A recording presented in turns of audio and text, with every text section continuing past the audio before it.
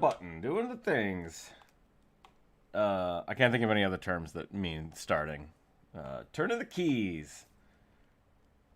Cranking the crank. Pull. What do you call the thing on a lawnmower? Is that pull cord? Yeah. Cranking the pull start. I don't know if that's right. Whatever. Welcome back, everybody, to the Rookzer0 Drawcast. We are doing the viewer submissions today. Let's find a new piece of paper. What's wrong with a piece of paper? I forget things to draw. Rick, welcome to the chat. I got Dippy. I got Drow. I think someone else jumped in. Who else jumped in? John, welcome. Yeah. We're gonna do some art today. We got Aggie set up. All the Patreon members are welcome to jump in and draw with us today. And yeah, so we're gonna get to going. I've been working on some oozes for the last few days. Those are getting close to being done, but not quite. Should have a new video out here in the next day or two. I think that'll be pretty awesome. I've been trying to get that mold about there. Block, welcome. Luke, David, also welcome. We're getting a nice little community here, and I dig it. I super dig it. As always, you're very welcome to join the Discord if you want to hang out and hear the Discord chat. That is not sent to YouTube, so if you don't want to hear people talking, hang out on YouTube and type, and that's great. Furbolg, Draconic Sorcerer. That's a cool idea. I like that. I'm writing that down. Furbolg, Draconic. Now, are we doing the Draconic Sorcerer bloodlines that you have some dragon blood, or is it just dragon powers? Because there's always a difference. I think most people that do Draconic Sorcerers tend to be half dragons anyways. So, I gotta figure out this here. I bought, a week or two ago, I bought all the wood so I can rebuild my desk, my art desk, and I'm super excited to do it. And then I spent the last week rebuilding a wall. so I've not yet gotten to that, and I'm still fiddling with my current desk situation. Dragon scales. Okay, so we got a Furbolg with dragon scales. That's going to be pretty dope. Dragon, welcome to the Discord. Howdy. Let's get some art going here. What? Can I reset this? Is that possible? Let's see if I can reset it. I think I'm going to have to do it manually. There we go. Okay. Furbolg. This is going to be my morning warm-up. I got to get that shoulder warmed up. Here we go. Yeah. Exactly. Got to get everything worked out. Okay, we're going to go... Furbolgs have like super beefy shoulders, which I dig. Let's do this. Let's do that. I really like this angle. Kind of the turned neck. I think I default to that a lot. It's super dynamic and great. You get a little curve on the body, so it's not so static, which I also like. I've been thinking about the how to draw video for a long time now. I don't know if I want to do it as a live stream. I think I might do it as might invite some people and actually do it like a drawfee thing where we just get to sit down and talk, and I can edit it and clean it up. So that might be a cool new video to see as well. Okay, so Furbolg. I like Furbolg. Got the fuzzy little nose. I'm doing 5e Furbolgs again, just because. No real reason behind it. I could do the other one. And then dragon scales, huh? Let's get that neck a little. That's better. I always think to myself how amazed I am when like a line changes the entire dynamics of a picture, and then I'm thinking about it, it's like, that's really all drawing is. It's just a collection of lines. So maybe it's not so amazing. Ghostly Rattling Warlock. Ghostly Rattling Warlock. Like an undead warlock? That sounds pretty cool.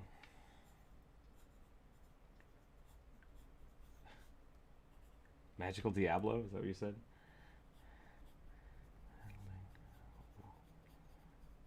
Cyberpunk themed tiefling or drow. I like that one too. That's pretty good.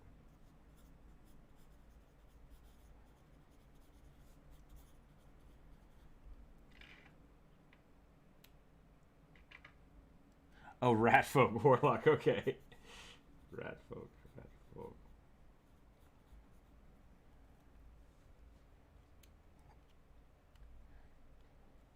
Tiefling or Drow. That would be really cool. Let's do that. So we got a Furbolg. Yeah. Yeah, from Gunner. I think that was a cool idea. A chair mimic. Bob, we're not allowed to draw mimics on this channel, but maybe we'll try. Mimic.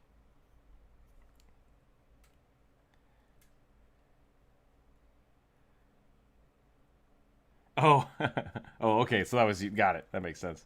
I've done that too. For some reason, I've noticed recently, if I like double tab open YouTube, like if I have YouTube open and then I open another YouTube page, it will sometimes switch accounts on me, and I don't know why it does that. And it freaks me out every time because I have like a sub counter.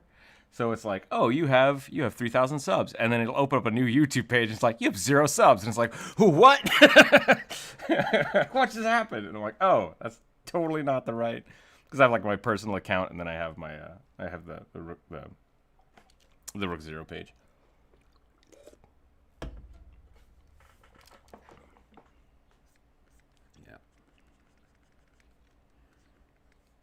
Yeah.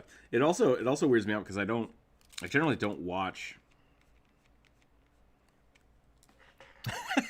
Bob, that's a pretty good one. We'll do that. We'll do that instead of the mimic. That's a great one. Yeah. Plant, monster, grown out of a potato. Okay. That sounds very like GLaDOS style, and I'm all for it. That's cool, actually. That'll help me because I'm really bad about looking at the chat sometimes. So definitely keep me up on those.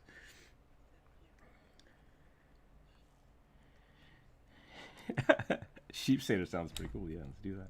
That's from Corvus. Yeah. Okay. Sheep. Satyr. I think Dippy posted a Satyr in the art share, right? That was really cool. I really liked that one. If you haven't checked that out, people should check that out. Okay, how can I turn this Furbolg into a dragon? Let's do this. Let's give some like dragon scales on the side here. Yeah, we're just gonna scale them up. That's what we're gonna do. Dude, just that would actually be really funny. I need you to scale this up for me, like bigger or or dragons. That's interesting, Block. That's a cool idea. That sounds kind of like Angel or Archangel from X-Men. We could definitely do that. Kenku. Okay, we have quite a few here. Kenku. Mechanical wings. Okay. 1, 2, 3, 4, 5, 6. That's 6. That might be all we get today. We'll find out. We'll find out. I'll keep writing them down, but I'm betting time-wise that might be all we hit.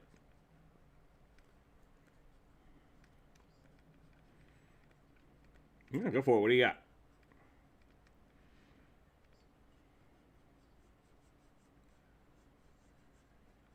Oh, that sounds pretty cool. Like, specifically disguised as, like, a human knight or just a Ratfolk in armor? Because I think a Ratfolk knight would be pretty cool.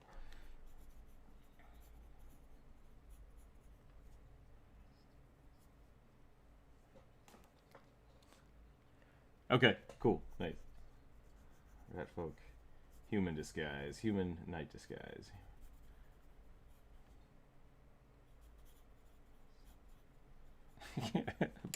I do remember Buffy the Night Slayer. The Mind Flayer. Buffy the Night Slayer.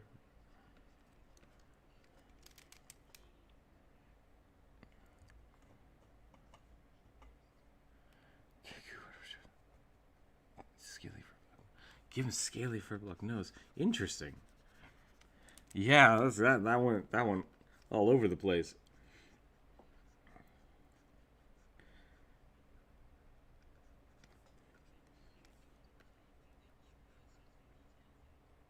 Yeah.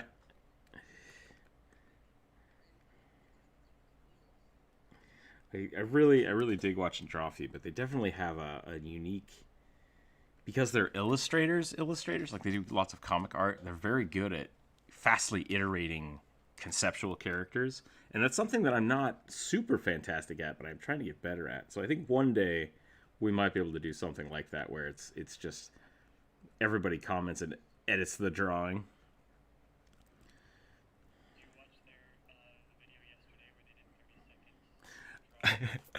I I started watching that. I clicked it, and they talked about that, and I was just like, I can't watch this right now.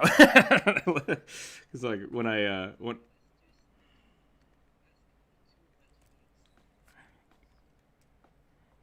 yeah, exactly, like two. I like the idea of smaller characters like stacking, like the kobolds in a trench coat or the goblins in a trench coat. So that might work for the rat folk too. Bri, welcome. Thank you. Welcome, Goldtooth. Thank you, Bri, for your support again. I'm gonna grab my weights real quick because it's a weight day. I'll be right back. So the way this works for people that don't watch, if this is your first time, anytime somebody tips, I gotta do some push-ups because if I get those money gains, I gotta get those sweet physical gains for my art gains. It's just a gain thing. I also have rules about if I mislabel the character I'm drawing. So if I say goblin instead of kobold, I will also do 5 push-ups and or weight lifts or whatever, just 5 somethings. If I say someone's name wrong in chat, same thing. 6. Okay.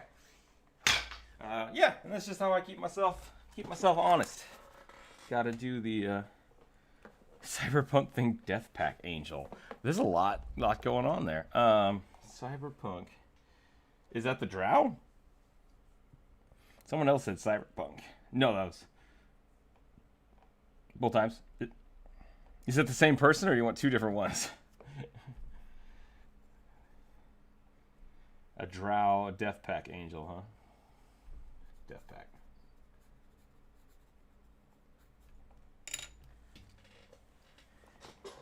Gotcha. Okay, yeah, we'll check that out.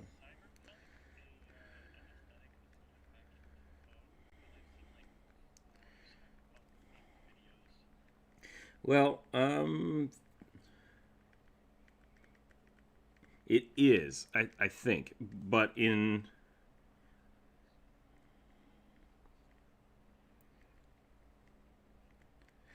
yeah, yeah. So Cyberpunk, the Cyberpunk game is coming out, and also I think with like the new retro, it's not really new, but the retro synthwave stuff is getting really popular, which has that like retro cyberpunk style, and so I think all of that is kind of coming back into vogue. I think that's a good way to look at it. Um,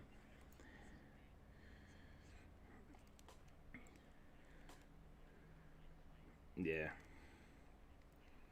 I'm a big hater of of it's not cyberpunk. I love cyberpunk. What is it? Steampunk. I actually really like some steampunk aesthetics. There we go. Aesthetic. Can't say that. Anyways, uh, but I feel like for a long time when I was going through college and doing art, everybody wanted steampunk. Every single person was just steampunk. It's like, oh, I did this thing that already exists, but steampunk. And I'm like, oh my god, I'm just so sick of it. And then all of a sudden, I really liked cyberpunk the whole time because I was a Matrix fan, and I was just like, I like this dark, kind of gritty robotics. This is great. And then that started becoming the popular thing, and I was like, okay, please, okay, just do it a little bit, just a little bit, because I don't want that to become the steampunk phase. But it might. I mean, it was for a while, and I hope it doesn't fall into that.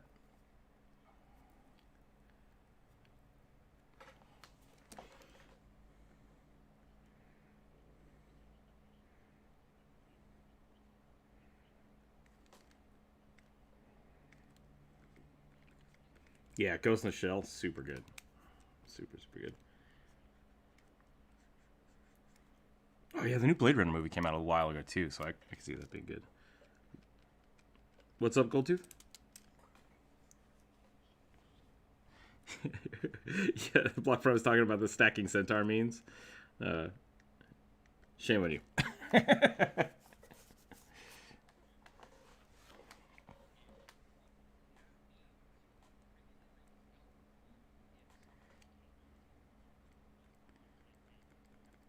Maybe. Yeah. The Elbron stuff, I've seen a lot of it. It's pretty good. Um, Once again, I'm not opposed to steampunk. I've been oversaturated by it in design school and just kind of sick of it. overall, I still think it's a great aesthetic. Like, I don't think ever, but every time someone's like, hey, this is great because it's steampunk, it's like, shut up. Just, if it's not good because it's not steampunk, then it's not going to be better. Centaur this Bob, it's pretty good.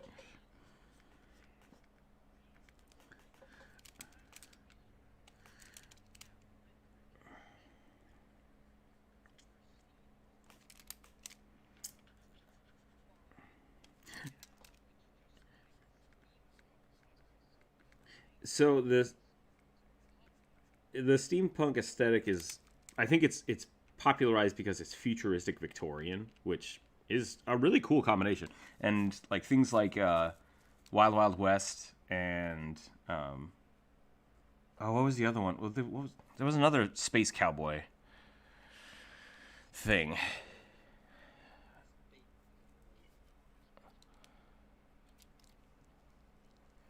I'm thinking of a really, really old comic that I don't think was. It was in the same theme as Wild Wild West, but I don't remember what it was.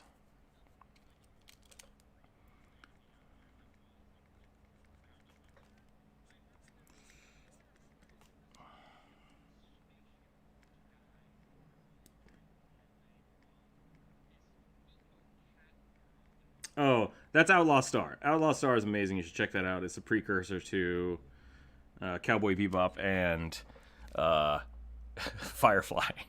To both of those shows take heavily from Outlaw Star, and I love it. Super good.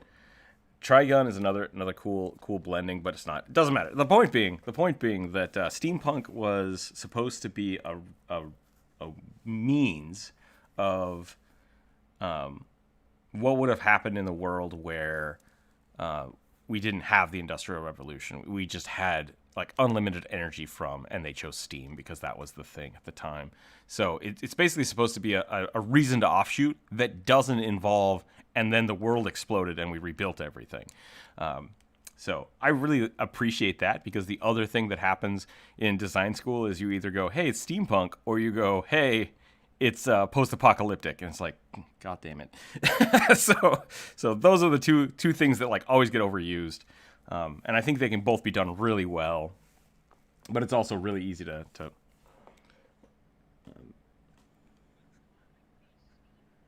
no, Steam Boy is super good too. No, I'll look it up sometime later, but there were lots of Buck Rogers. Is that what it was? Cowboys with laser guns. That's what I'm looking for. Fry, help me out here.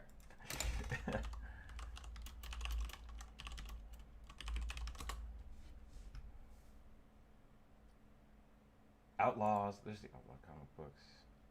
That's not it. Yeah. I mean,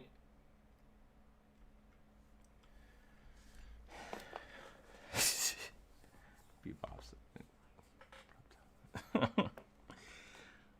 Yeah, the real problem I have with it is people can take lazy ideas and then think that calling it steampunk will make it better, and it's not. It's like you have to have a really cool idea, and then the medium shouldn't matter, which is why I think things like Cowboy Bebop has a really good story, and they're like, what if 20s music but space? And it's like, yeah, okay, cool. Like that's a cool way to theme their story.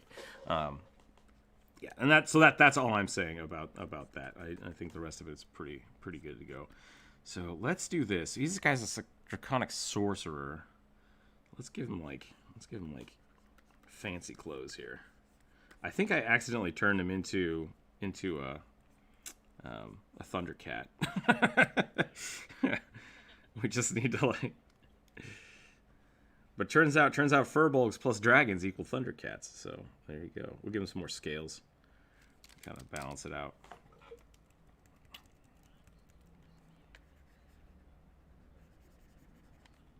Sure.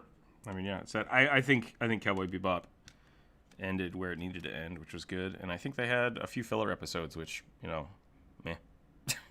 But a lot of them were good. If you like Cowboy Bebop, definitely check out Outlaw Star. It is different, but it has a lot of really cool pop culture references that I think kind of never got seen because it was not as popular.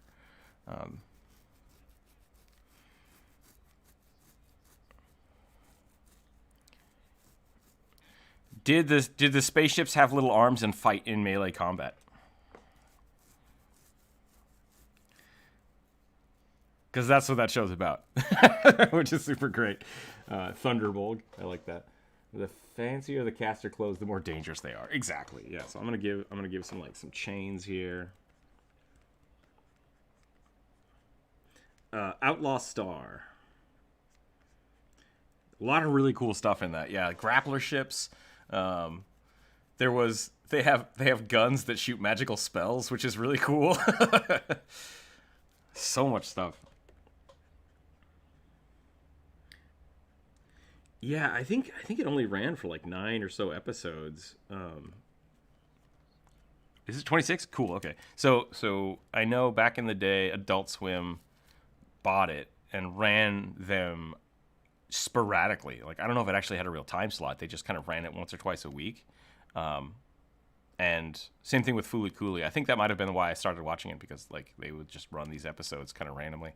And yeah, it was really cool. It was a really cool idea. And I kept seeing things after the fact and being like, hey, that scene from Firefly is from this. And that's great. I love it.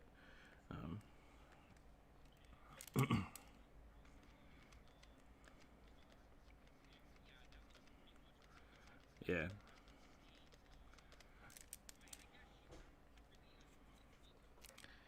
She's a cat person. She's a Mithra, at least. she's got a collar and a bell. So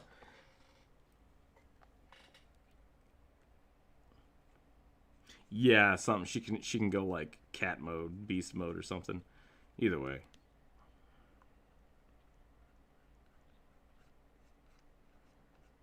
She's the weirdest character. It's just like, it's an old anime, so be wary of that. Just be aware. It's got some old tropes that are very strange. You know what I did? You know why this looks funny? Because it doesn't have sideburns. Like, furbolgs need to be a little furzy.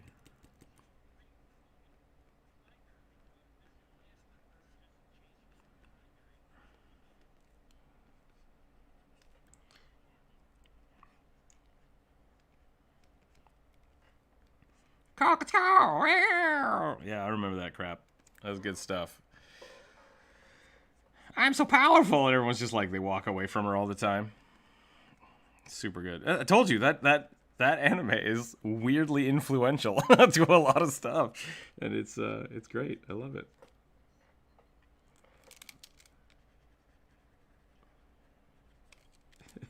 Yeah, do it. All right, so we're gonna do this. We're gonna put a big old dragon tooth here on the necklace. Yeah, it's no problem. Definitely don't feel like you have to watch it, but if you're into that kind of stuff, I say go for it. It's a good one.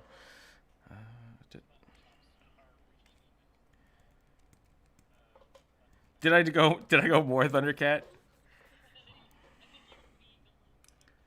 Oh well. Oh well, we're gonna go with it. Drow's not. Yeah, we'll just give him the Sword of Omen or whatever. Wow. That looks like a giant dong. We're gonna erase it. All right, moving on. There we go. It's our Draconic Sorcerer. I'm gonna make this a little.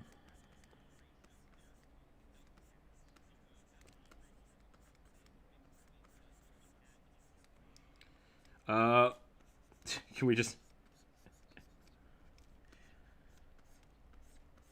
Yeah, what was Jack supposed to be in Jak and Daxter? Was he a dark elf, or was he a regular elf? Or was it not actually supposed to be? He was just weird. He's just a person, and that's what people look like.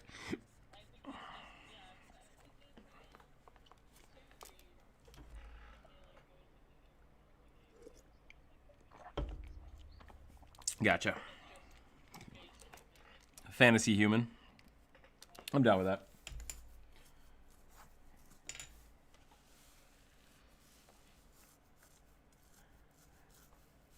Yeah, the caster guns and the Katarl. Robotech. My family is a battle cat. His familiar is a battle cat. There you go. How many commissions do I have, or what was that question? I'm sorry. Suggestion.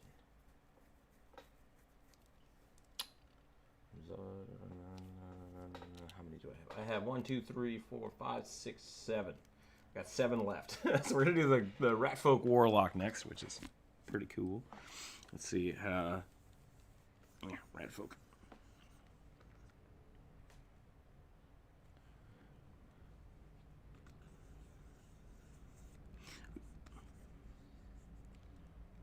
What was it called? No, I've not heard of that.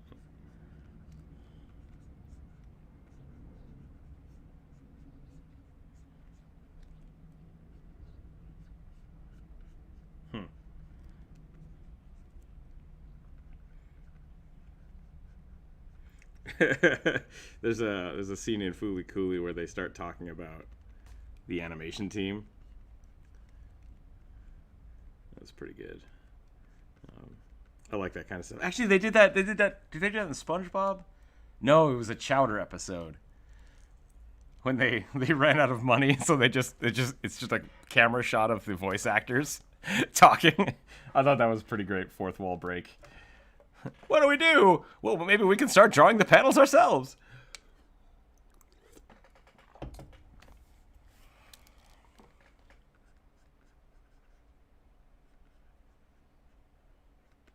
Yeah, no, that show was not. That show was weird. Definitely weird. Definitely very tropey. The characters had they're very.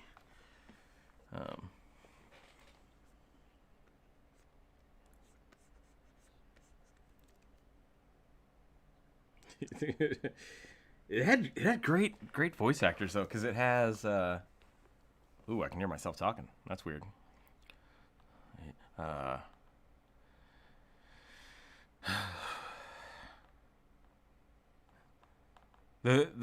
I don't remember the kid that played Chowder. I don't remember who he was. I'm sorry. Yeah, Google it. But you got Bender, which is great. Whose name? Joe something.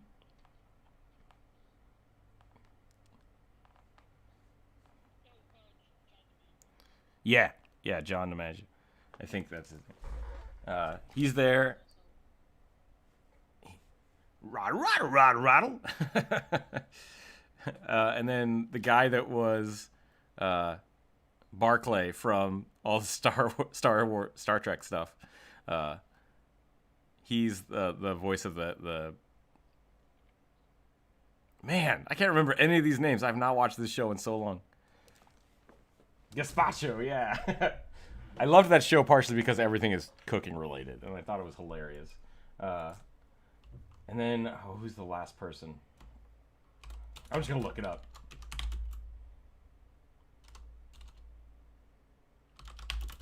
This is the worst viewer submission ever because we're just talking about shows. Yeah, Tara Strong. There we go. Tara Strong, John D'Amigo, and Dwight Schwartz. Schultz. Love all three of those people. They do tons and tons of stuff. Which is weird. And the show was weird and catchy and didn't go as well as I liked for the writing, I think is my problem. Like everything was good. The art was good, the cast was good, and the show was just not as interesting as it could have been. Because I think it was just written for a younger audience and tried to be really, really quick, kind of SpongeBob style, but didn't quite make it.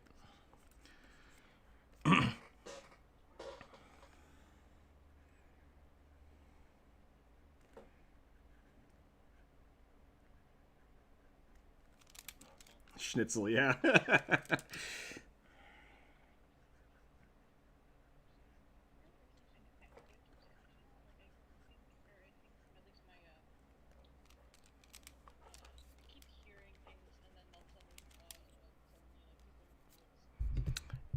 Interesting. I'm not hearing that. It might be on your end. Check your noise cancellation.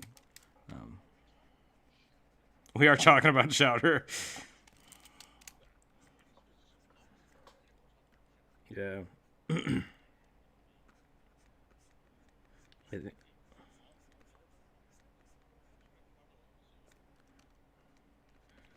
Great fourth wall breaks.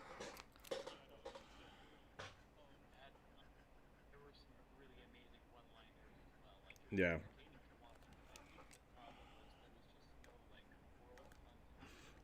Yeah. I really think that show came out at the same time when SpongeBob was really picking up in pop culture, and they were trying to do all those kind of like zany, quick, non sequitur shows like Chowder and Flapjack. Um,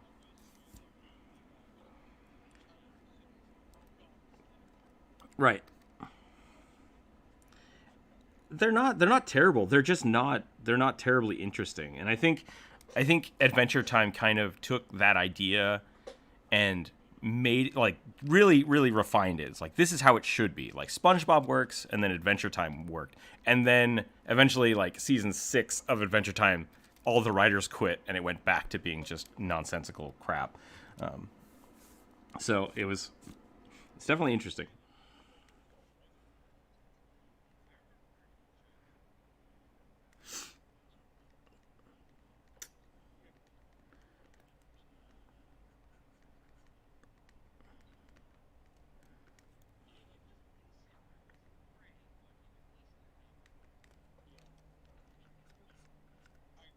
Yeah.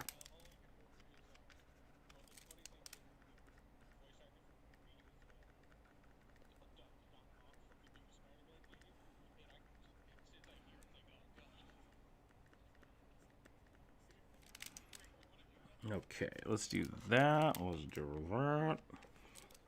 How can I make this look more warlocky? Ghostly.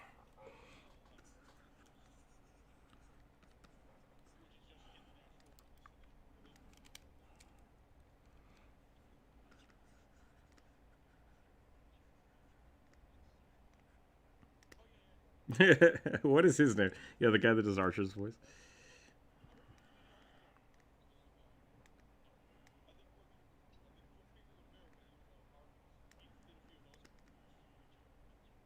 John Benjamin.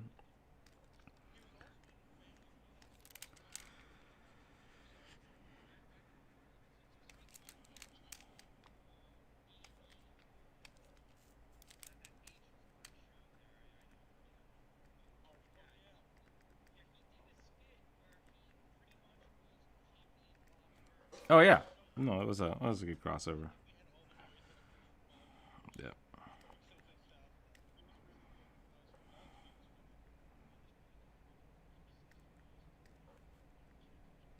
Right? He's just got the one voice.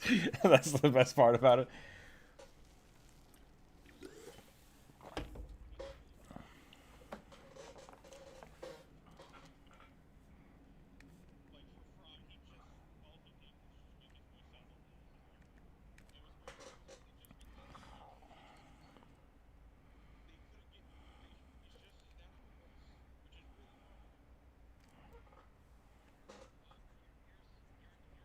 I'm gonna go like real dark around the eyelash here.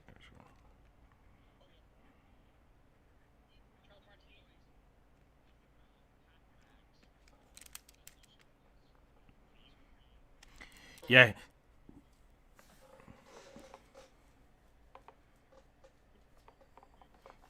those are pretty good, Corvus.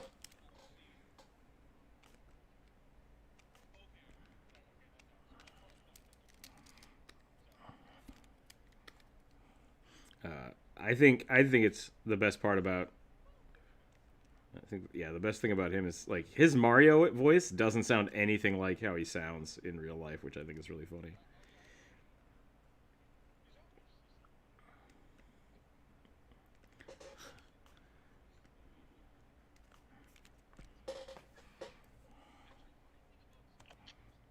Oh, ow. Oh, that was loud. Sorry, say that again.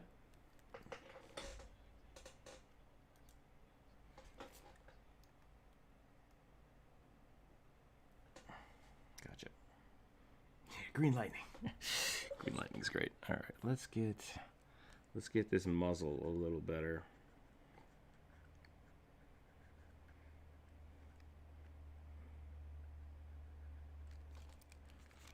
Do that.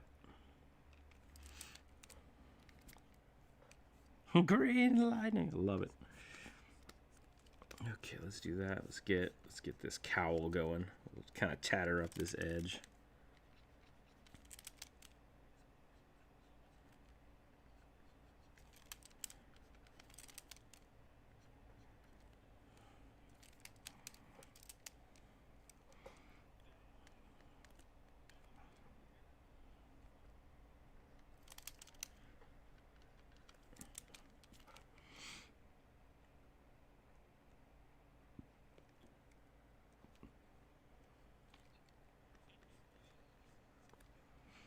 I wouldn't have thought about giving this dude dreadlocks, except for the...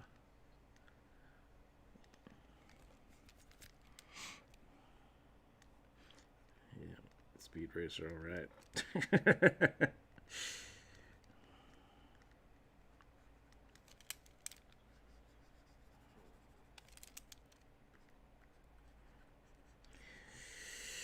I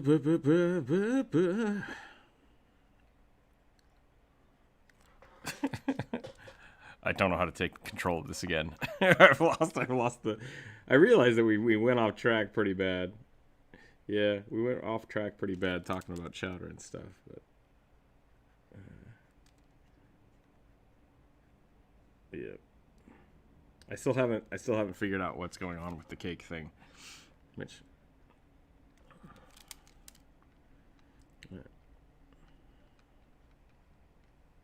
Oh, okay.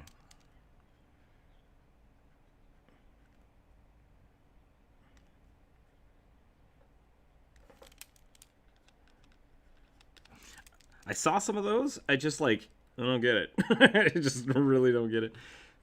It might just be, maybe I'm too old. I'm too old to understand these new weird hip trends. I remember the tide thing.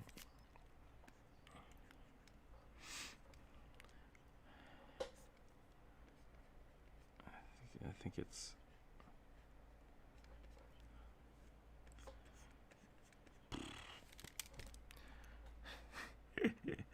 looks like a knoll. Yeah, it's close. It's close, Corvus. There's some subtle differences that I'm trying to accentuate here so that this nose gets like more ratty. Let's extend the nose out a little bit. Now it looks like a fox. I'm gonna go back.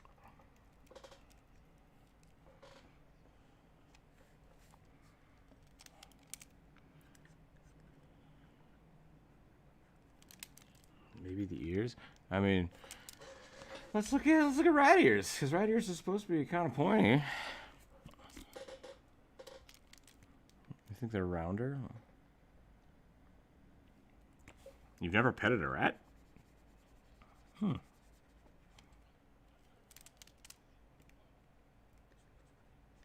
Well, I guess that's so.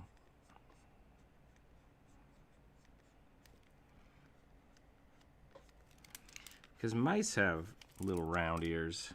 Yeah, no, that's better. That is better. Good call. Yeah.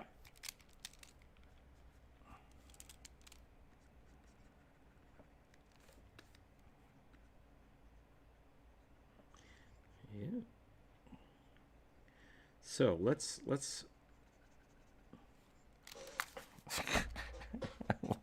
how can I domestic rats are adorable. That's very true. They're pretty cute. Oh, we'll put a rat tail in right here. I want to get this.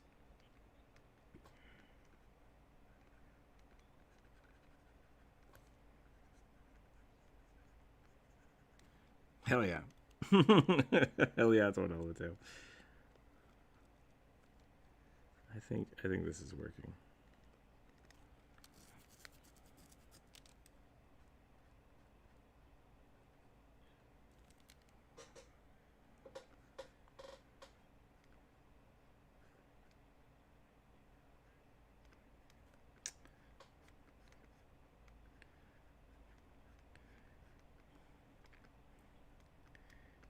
Okay. Let's do that. Let's do that.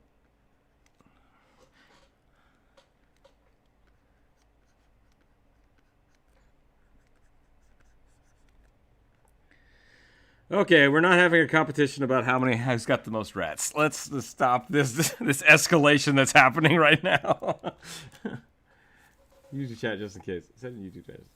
Cyberpunk theme I would prefer female character.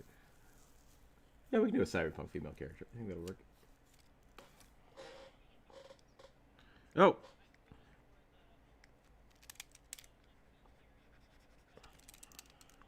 Gotcha. Okay.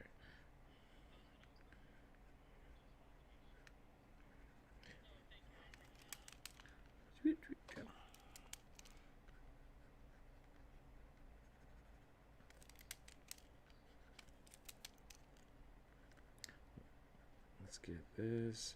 Do that. He's got just a rat tail whip.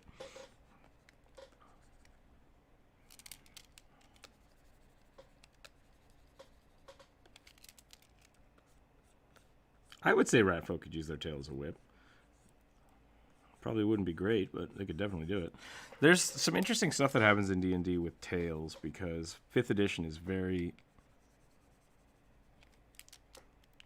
Okay, you're probably right. But 5th edition tries to take very cautious stances on adding extra limbs to any characters, yeah. And so with like tieflings, ratfolk, their tails are like, oh, you can use your tail to pick things up, but you can't attack with them. And it's like, meh.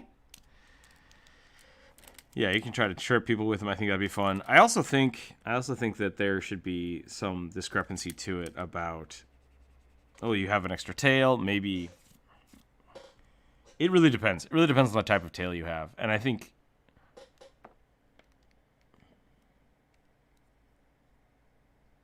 If you just do nothing but cyberpunk stuff all day, cyberpunk suggestions. Yeah, I think the cool thing about some of the tails is really you should be able to get like tail attachments for them. I think that would be fun. Got another knife blade. Yeah, exactly. I think Pathfinder once again that old school 3.5. People have thought about that a lot, and 5th edition is really just they don't want to have to go down that road of adding more stuff.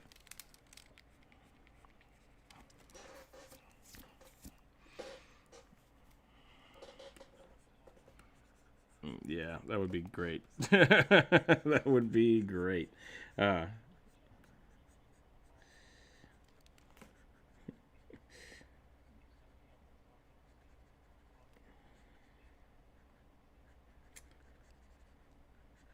you, Dippy. I appreciate that. Yeah, it was just, this part of the etiquette of the channel is just remember, if someone's talking, give them a second, make sure there's some pause time, and then go ahead and jump in. And sometimes I have to talk over people because I haven't talked in a while, and I have to make sure I'm constantly iterating. So if I do over talk you, yeah, it's something probably either trying to sneak something off to the YouTube channel while you're finishing your thought, or I will do my best to let you talk. So I think that's our Ratfolk, though. Our Ratfolk. What's this supposed to be, a sorcerer? Warlock. Warlock. Okay, so I have a book here. The green Pact of the Tome is what I was thinking. I'm gonna give it like a skull. Do a bird skull. There we go.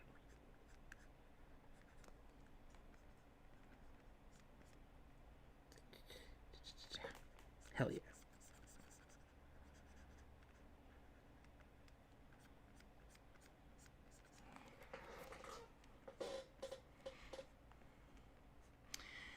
Interesting. Tell me more about. Sorry. Yes, tail's a whip. That's a good way to do it. Like light damage, but can be used. Eyes that can see through magical darkness. What was that? One more time.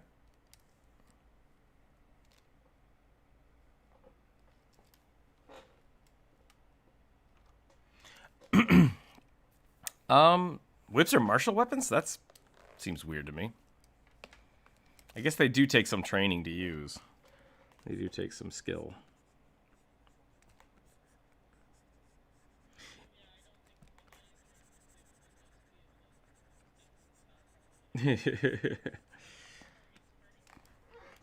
Yeah, actually, that happened. Yeah, in the movie, where the first time he gets the whip, he cuts himself in the face with it.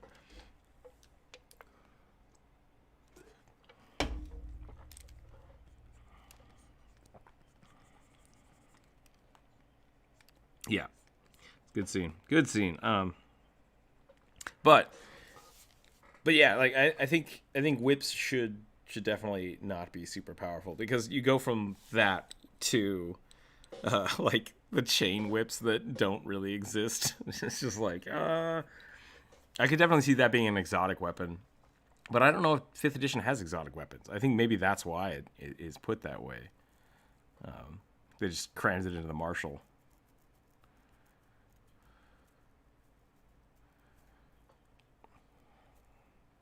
Yeah, that would make sense to me. The other weird thing that they've done in 5th edition is like a spear and a trident. One's a simple weapon, one's a martial weapon, and their stats are exactly the same. There's no difference. And I don't know why that is. Say that again. Punk drow.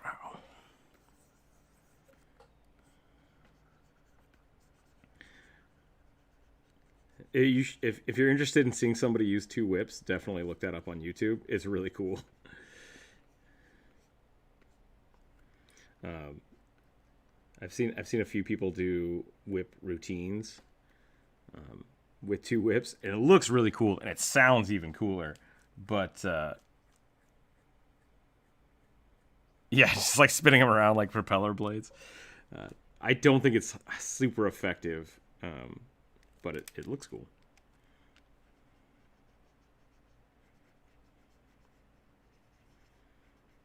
Yeah, and I think that's a good way to look at it, is as it's more of a juggling thing. So if you wanted to have 2 whips, I would allow it, but only as like a performance.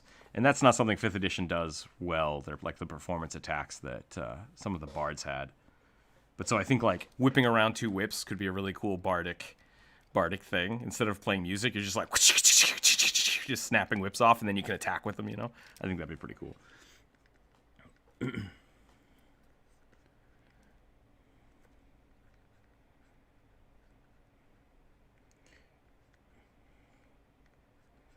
one of my favorites.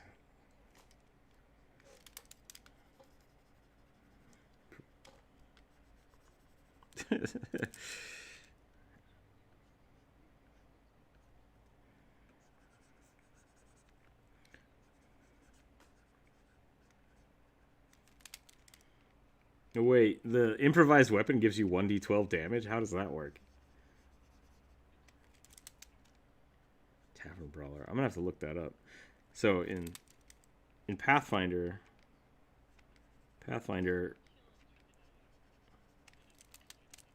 yeah.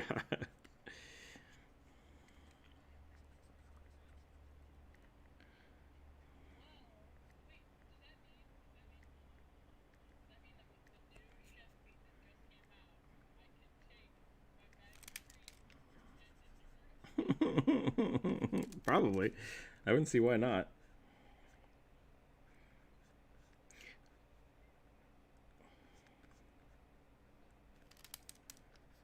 Interesting. I think monks usually in Pathfinder, I think they get that feat. But monks are basically able to turn any part of their body into a weapon. So, which I feel like is kind of strange. I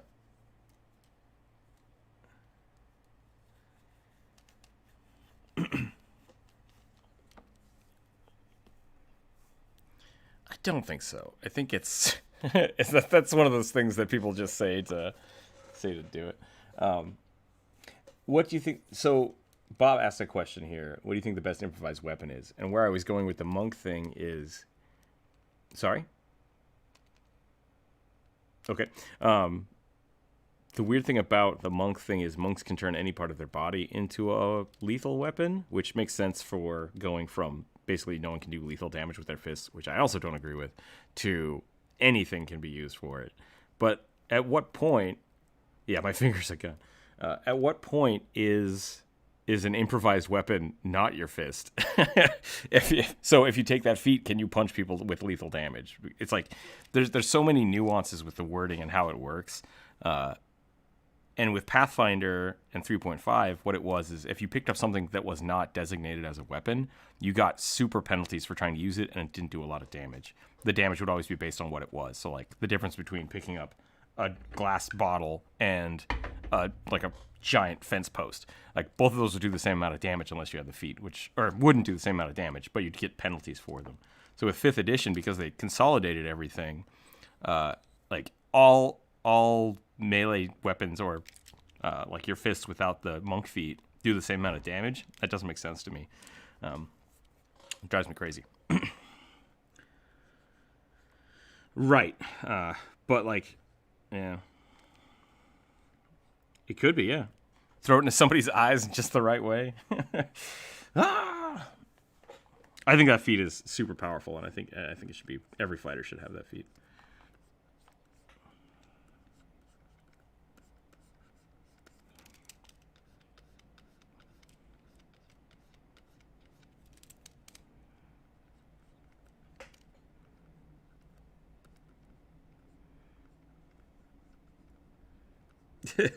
Pick up a tiny house and throw it at somebody with it.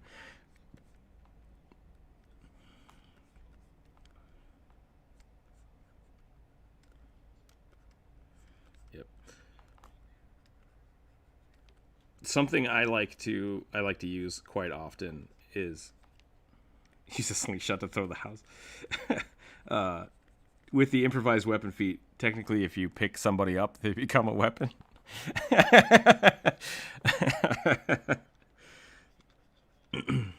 Yeah, so I think that's pretty funny.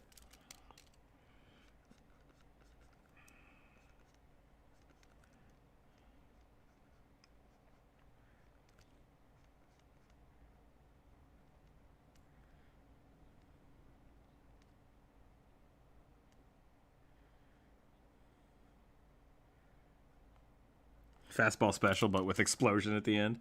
It's pretty good.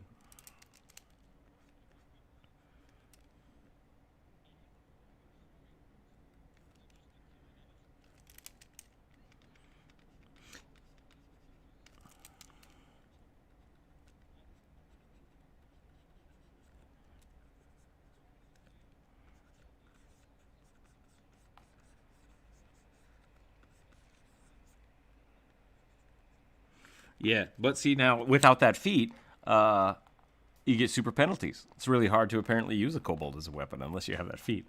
So, favorite improvised weapon. I'm a big fan of fish. I think fish are pretty funny as improvised weapons, especially with my polar bear. Cows could be a good one.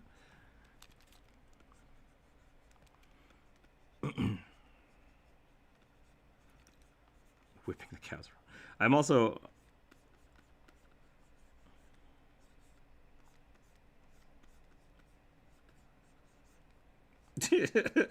Okay. There's a broken door they're running around. That's pretty cool. I like that. An undead giant with a door. It sounds like a pretty great thing. Oh, sorry. Ratfolk pack of cheese, warlock pack of cheese, warlock. That would have been pretty good. I should have put that on the book. Let's do that. I'm gonna go back real quick.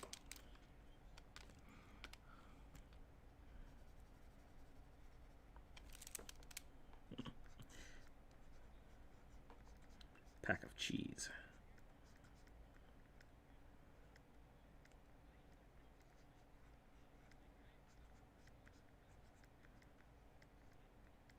Scythe? Pathfinder D&D has them. I don't know why they're not in the new book. I mean, they're tools, I guess.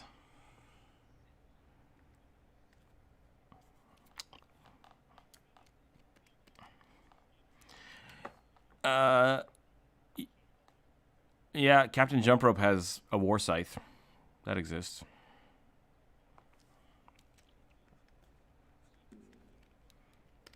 Yeah. Yeah, I would count it as either a quarterstaff that can do slashing damage. That's how I would rule it. Depending on the size.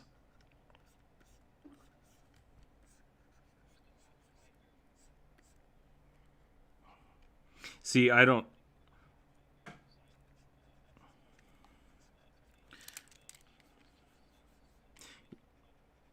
Yeah.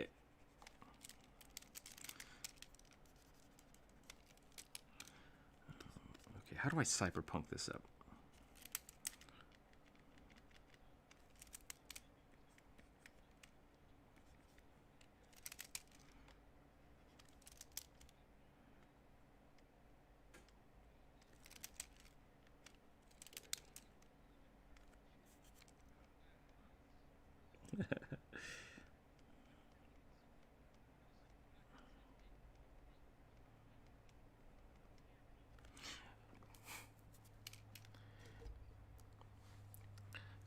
Okay, so here's my counter to that. If you build your character to where you can physically carry a trebuchet, you can do that.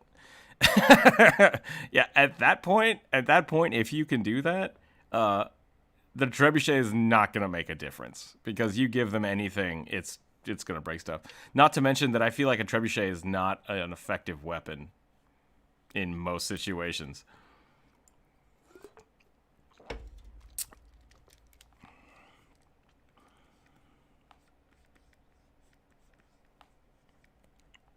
Making glowing veins. Yeah, that's a cool idea. I'll do that.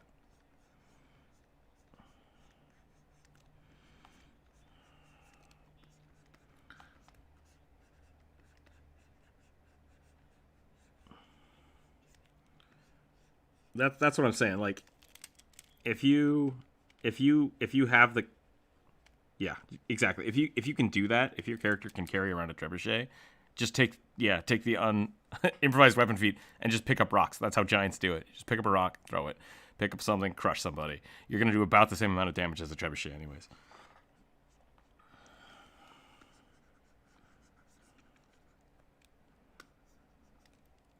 Yeah, this is just a rocket launcher. Yeah.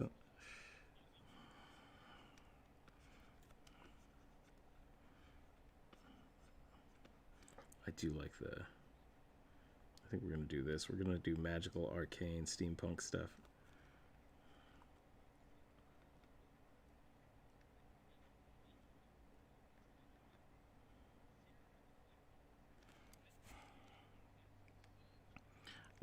Yeah. They are labeled as siege weapons in most books, so.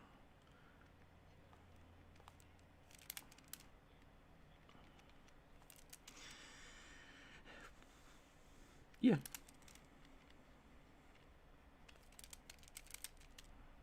If you are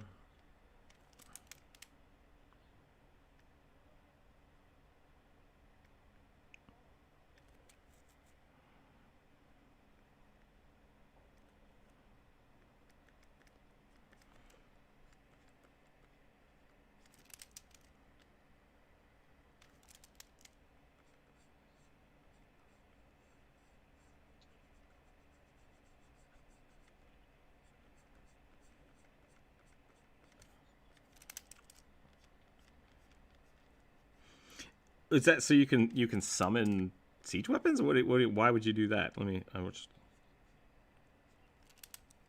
Rock of Smothering. I don't know what a Rock of Smothering is. Oh, a rug of. Okay, I'm on board now. Now I get what you're talking about. Yeah, I'm like, what is a Rock of Smothering? It's called squishing stuff.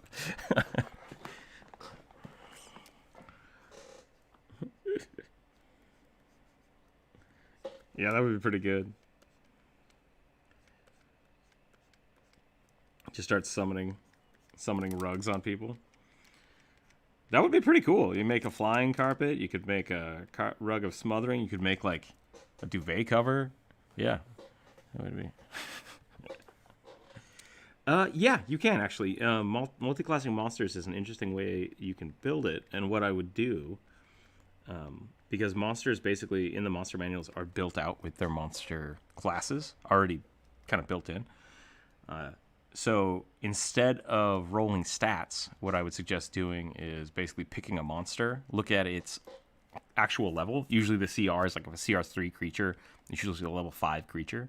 You basically start with 5 levels of orc, battlecaster, or whatever that is you're pulling out of the book, and then just start adding class levels on top of it. I mean, yeah, it's something that you would have to go first. You would have to pick those first and then start classing above it. The other way to do it,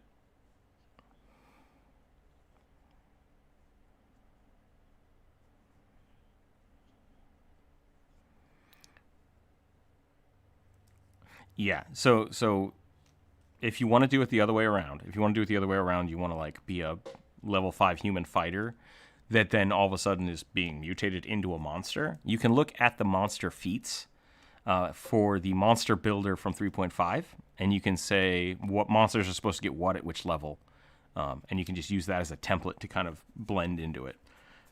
The thing I see people do a lot is they'll be like, I'm going to take 1 level in this, and that gives me the level 10 feats and abilities of this monster. And it's like, that's not how that works. That creature at a lower level would not have those abilities or those stats. So you really have to do it. It's easier to do it the other way around, where you start as a monster that then becomes a player.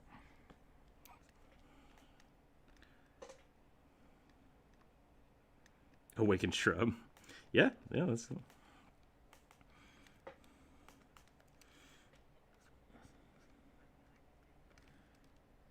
Exactly, yeah. I'd like to take a level in something, and now I have superpowers. It's like, that's not how that works. Basically. Yeah, so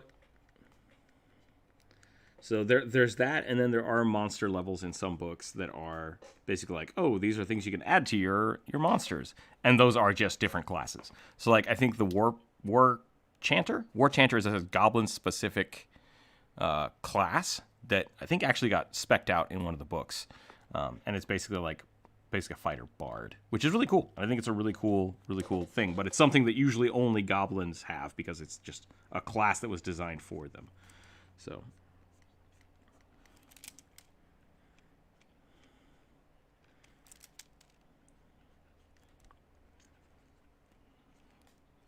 yeah, we were talking about that. Actually, maybe you weren't here for that conversation last week.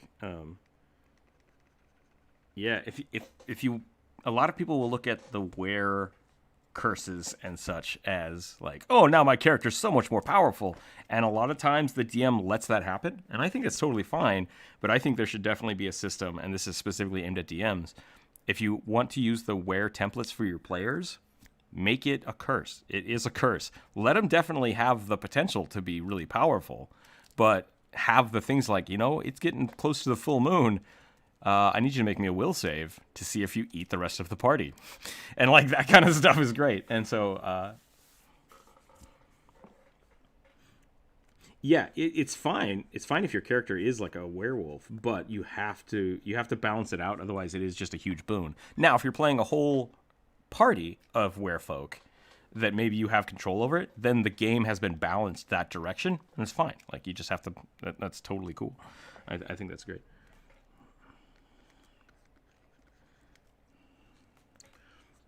I made this drow super buff, and I'm totally for it.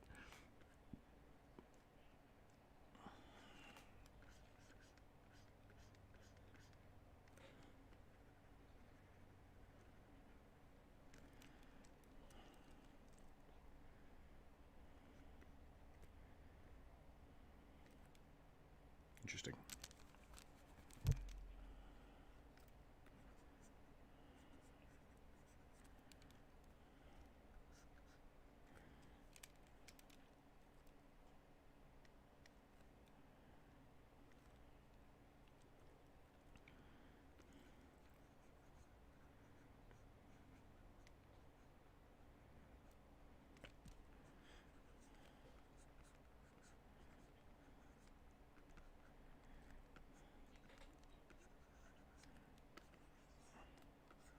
Oh, yeah, you're super quiet.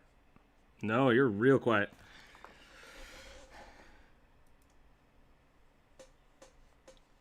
So, This happened to my friend yesterday, and what we discovered is that for some reason Windows had turned down his microphone. What I'm discovering with Discord is that you have to go into your Windows settings and crank your input volume for the microphone all the way up, so that Discord then takes that as the maximum volume and auto adjusts it down. The werefish? Who said werefish? Helbin? I'm writing it down. Werefish.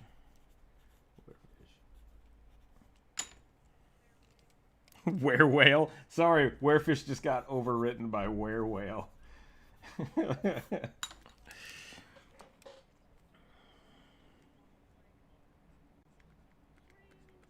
Woo! That was a lot of people talking real fast. Please be courteous.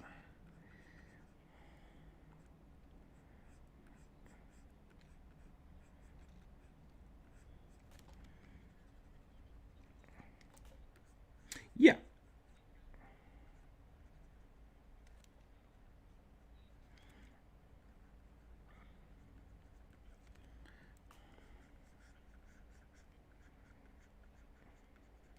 The shifter. Yeah, the shifter race. So there's that, and then there's the shifter class in Pathfinder, which is a class, not a race. Both of those are options. The way I look at it is basically that's why the templates are so dangerous, because the shifter class is a basically controlled version, or same thing with the Bloodhunter, controlled version of lycanthropy. Whereas the templates can be slapped on basically anything. So if you have a dragon that then gains all the bonuses of a were creature, it gets escalated. And so if you don't look at it as a curse, you're basically giving your character like 2 free levels, is what werewolf does. So it's just something to be really cognitive of as a DM. Were manatee is pretty good too. Were shrubbery.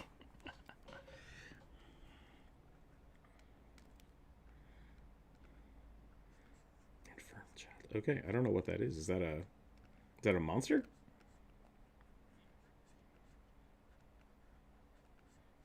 Got it.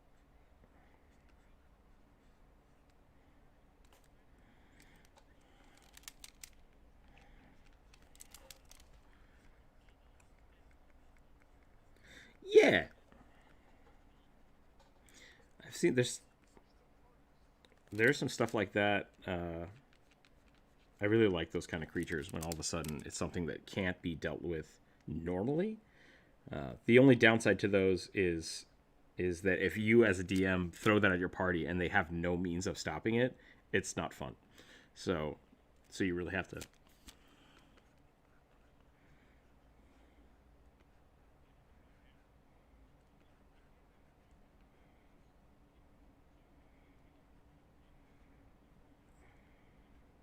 Yep. So.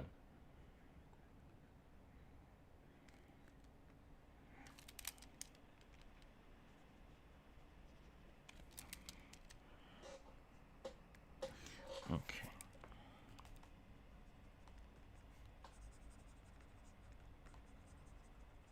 That's like Gaara style from Naruto. You just have a jar of sand. Super good. Super good.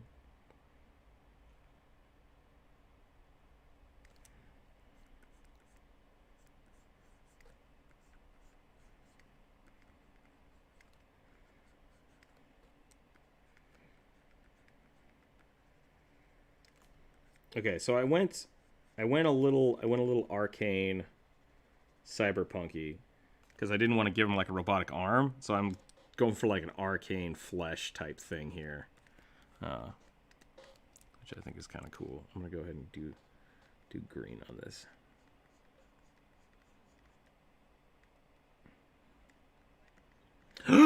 Ace, we can hear you. Oh, dang.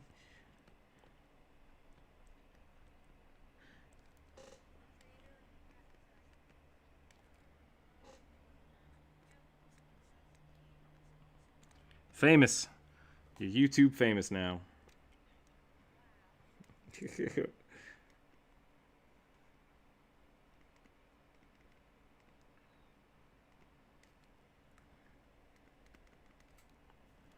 Okay. Out of the blue, and off topic.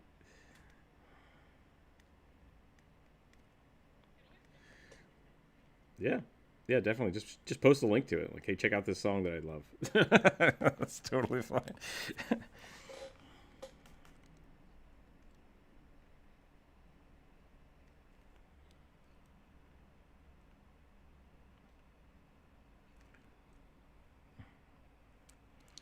iZombie was terrible.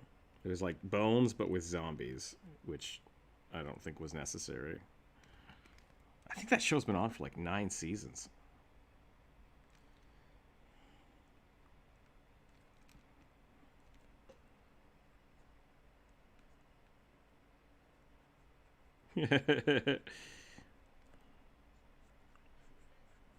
Oh, damn, I do remember this. Okay. Oh, boy. Yep. Oh, man. Oh, man. Just got punched in the childhood.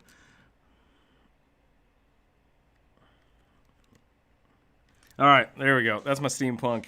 That's steampunk. Cyberpunk. I'm going to do push-ups for that. I didn't give her a hand here. I am, because I need to, because I'm not getting healthy.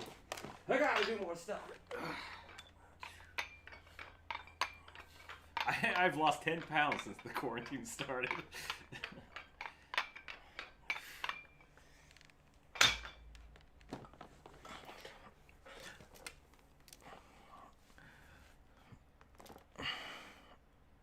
It's I think it's the same studio. Yeah, it was very much a yeah.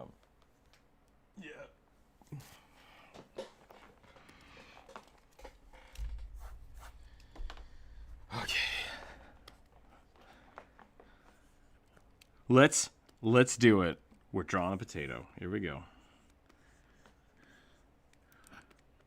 Potato monster.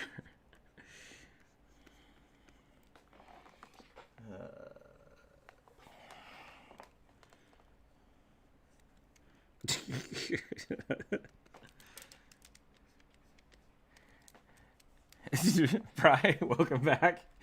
Thank you again. I gotta do more push-ups now. And then we'll get back to this potato. Alright, here we go. He has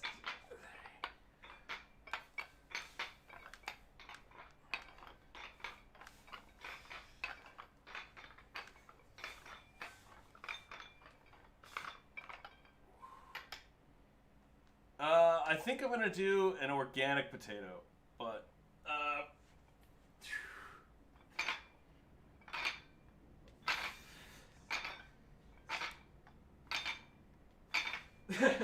just zoom out really far so it has the potato quality.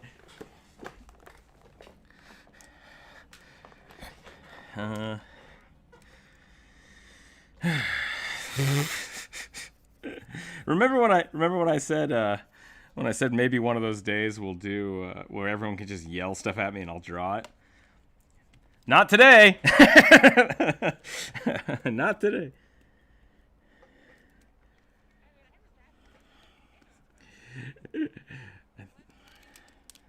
Well, since I'm from Idaho, we're gonna draw a nice old russet potato. Idaho.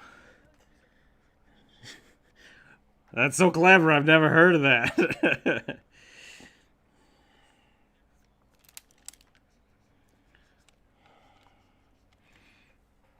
That's pretty funny.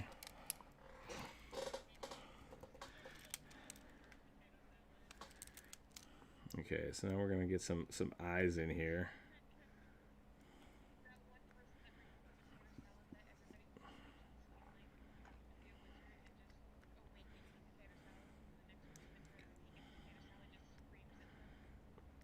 You know, we're gonna make this even worse. We're gonna give it like a goat eye.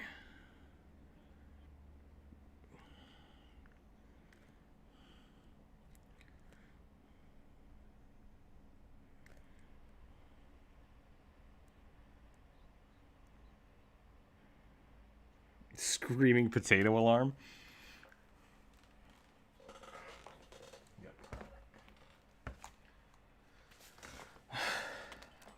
Somebody. I think this originally started as a potato mimic, and I'm okay with that. Potato monster. Okay.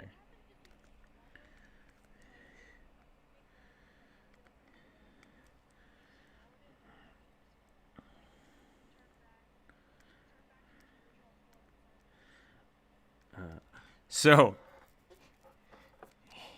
it's a gray jelly. Yeah, gray blob. So, this was a great question that was just posed. What happens if you eat a mimic that was disguised as a blob? And here's how I would rule this in my game. If someone ate a mimic, roll me a Constitution save, and then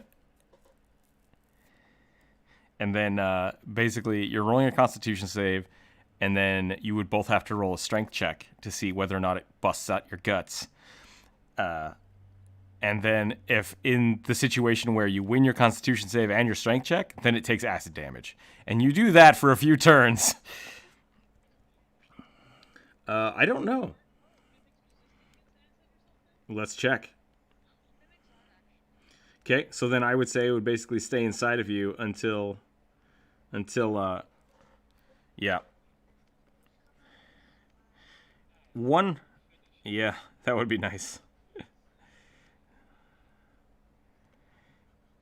Yeah. I mean, no, it is. It's the same thing of like you getting eaten by a T-Rex. It's like, can you withstand the acid? Oh, I'm immune to it. Cool, you're inside of a T-Rex. Either A, you're going out one way or another, or B, you die. So that's what would happen to the mimic. The mimic would constantly be trying to get out of you. Yep. There's only a few options there, so something happened to my pen. What just happened there? That was weird.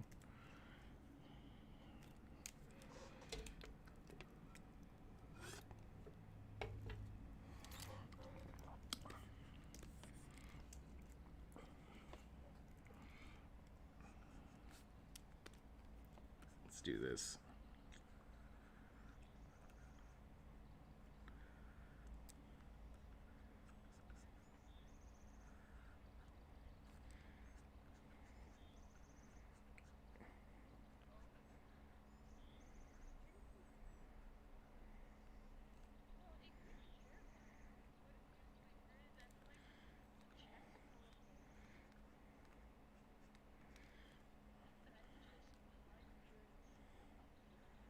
Yep.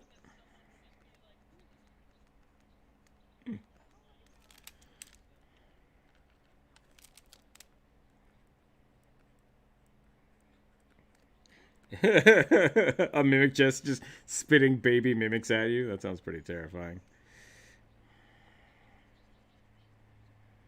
Except they're baby mimics, so it's probably not as scary.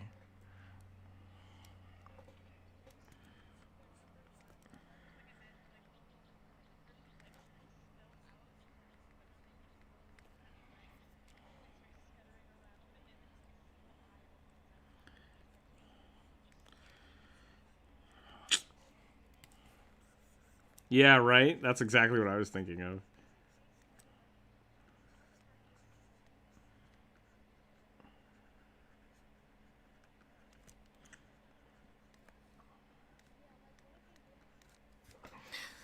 This is why we're not allowed to draw mimics. Because this kind of stuff happens. What if everything forever? It's like, yep, that's mimics, and that's why I don't like changelings. Yeah. That's why I don't like people playing changelings. I will let people be changelings. I just don't like it because it is just like, and then I'm going to turn into everything forever and I win. And it's like, just pick something. Pick one thing. Pick one thing and be that one thing, please.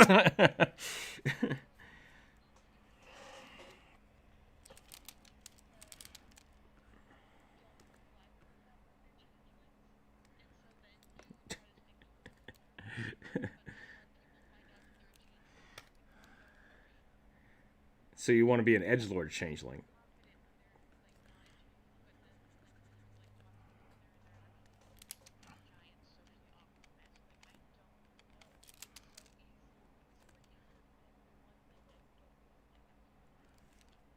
That sounds like the human condition. It sounds so much like... Woo! Pause! Pause. Everybody stop. Everybody. Okay, new rule. If things are being loud and people say, okay, I'm not going to talk, just don't talk. Just everybody stop. We just had like 3 people talking about how they weren't going to talk. Yeah, okay. Continue one at a time. Or don't. I'm fine with that. Sure.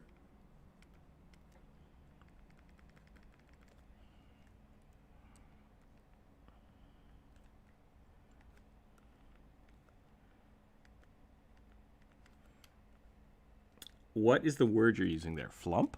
Is that a derogatory term that I don't know about? Oh, it's an Underdark creature.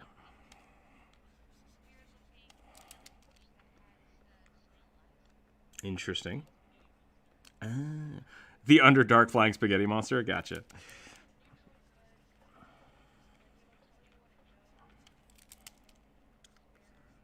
That would actually be pretty funny, though. Ah. That's cool. I totally thought you just said bearded adventurers.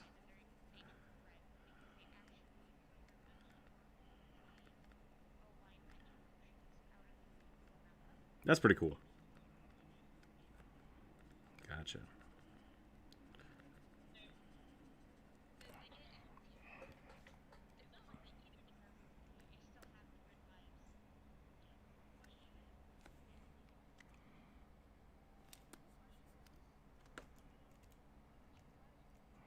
I think he's just gonna have the one. Am I zoomed in super far? What's going on here?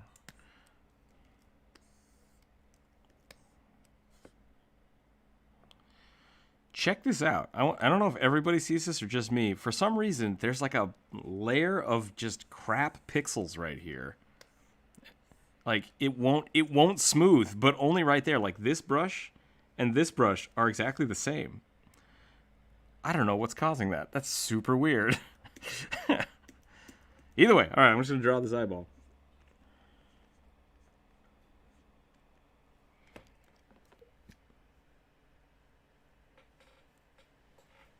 Yeah, I'm okay with... That's what I'm saying. Like, people can play them all the time. I think people will choose to play them just out of desperation of not wanting to be locked down to something. So, really, if you play a Changeling, I really only give you bonuses for... like deception. Like, I want to turn into that guy. It's like, cool, do it. Like, I have no problem with that at all. I don't think they're overpowered or anything. It's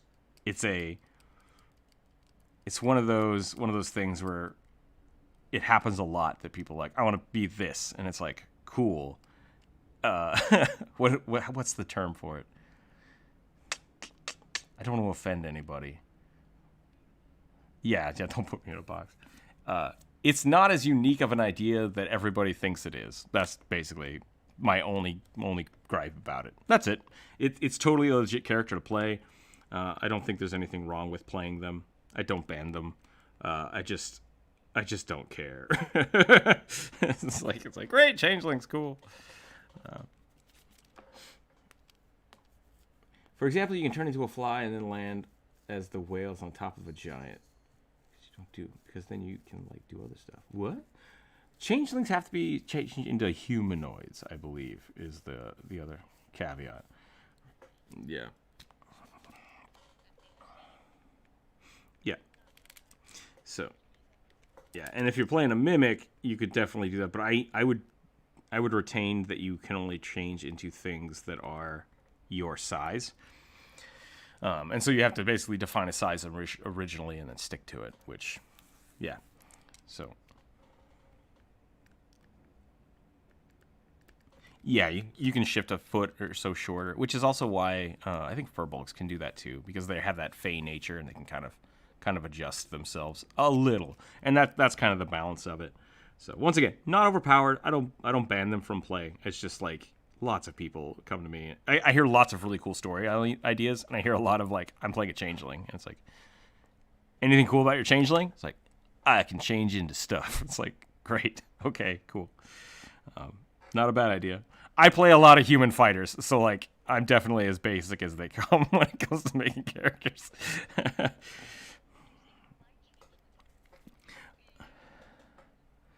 Is that the one you've been drawing? Or that's the dragon folk, right? The half dragon? Yeah, I think I would like to hear more about your changeling, because otherwise I only know that it's a changeling that you're playing.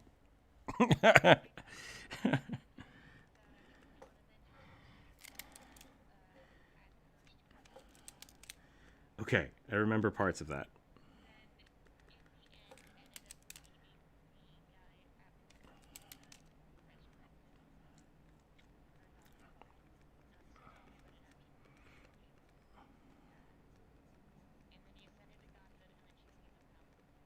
Nice. Oh, that's right. Yeah, okay. Now I know who you're talking about. I didn't know that was a changeling, to be totally honest, for some reason. I only considered it a paladin. So, cool. Didn't know that was your changeling. Do you use your changeling powers often? Kind of.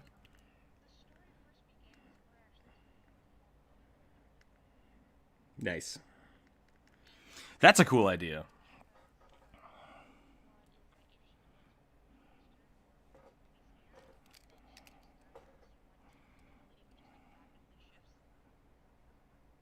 A tiefling ability? Oh, interesting. Oh, okay, that's push-ups, by the way.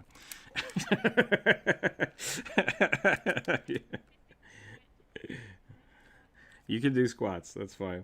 Once again, no one is required to do my push-up routine, but you're welcome to join. It's just funny, yeah. Circle of the Moon changeling. That would actually be interesting.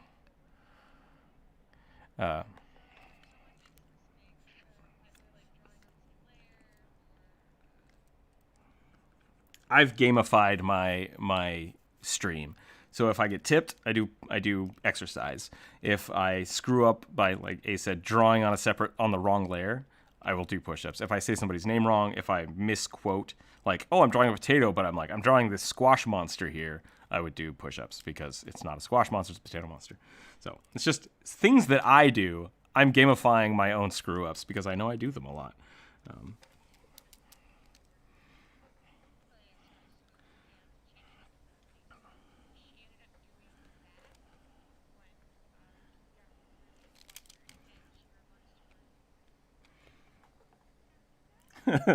Bryce says 5 push-ups. Yeah, see, that's a good flaw. I like adding the flaw to it.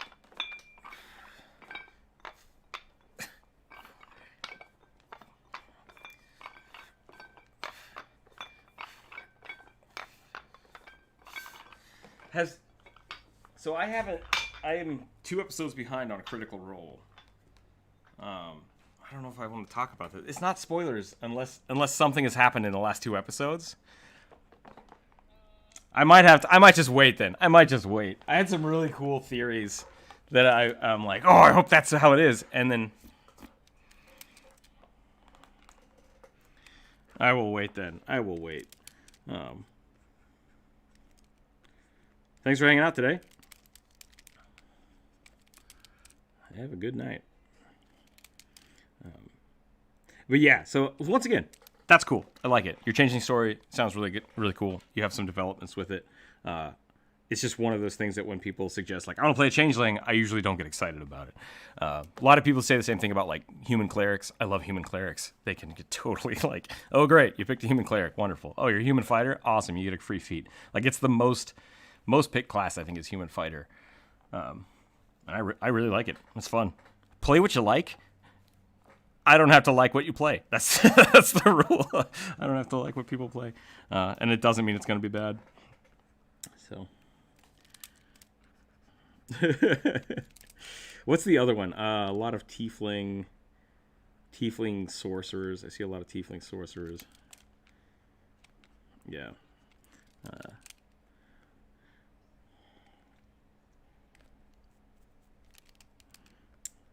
I'm doing it wrong. Have you been misidentifying this drawing? No, I haven't been misidentifying this drawing.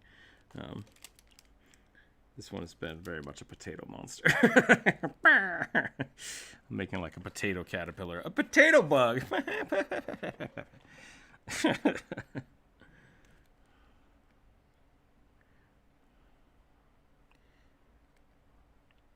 Well, like to French fries?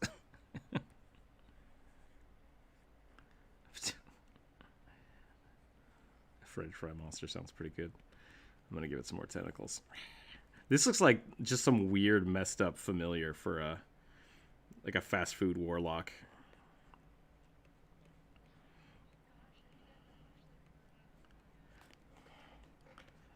I saw it. I didn't get to watch the SKFC. No, I didn't see the Critical Role thing. I missed it.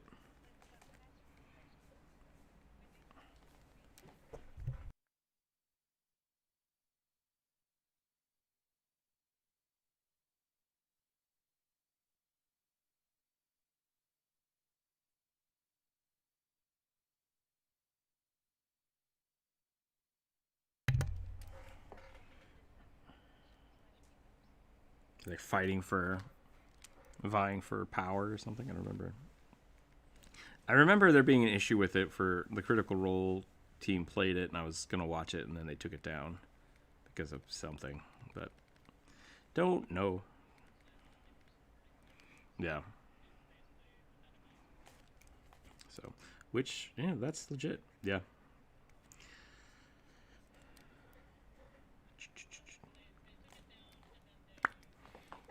I think that's it.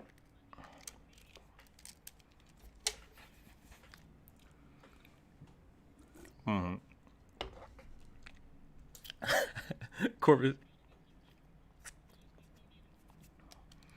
Yeah. And I think that's good that they have the scruples to do that kind of stuff. Yeah. Corvus says Guy Fieri's familiar. That would be pretty good. And if anybody was a warlock, I definitely think it would be Guy Fieri. Ronald McDonald. Yeah, it was like Dungeons and Dragons and Diners and Dives and Dragons. It was like they just kept adding things to it. That was pretty funny. Okay, Plant Monster Potato done. Sheep Satyr Illusionist. What time is it? 11:30. Ooh, we're gonna have to do these quick. We can do it. Definitely do it.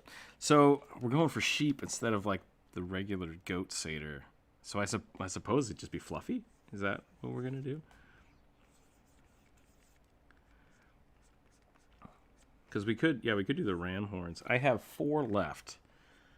4 left that we gotta try to get to today. We'll do this.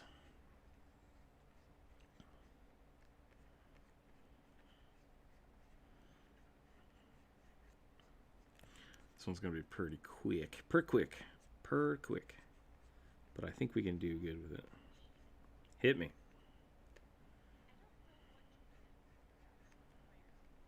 Uh-oh.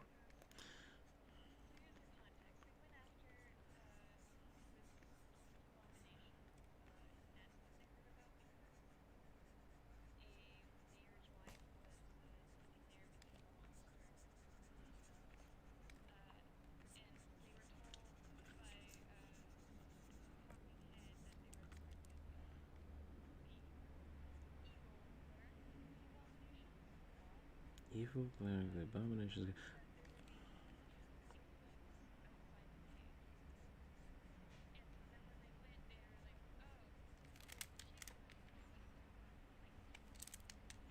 Okay, I'm gonna pause real quick. I'm very confused. Are they eating people? Is that what's going on? Is that okay? But is the goo people? That's the biggest question that has to be answered.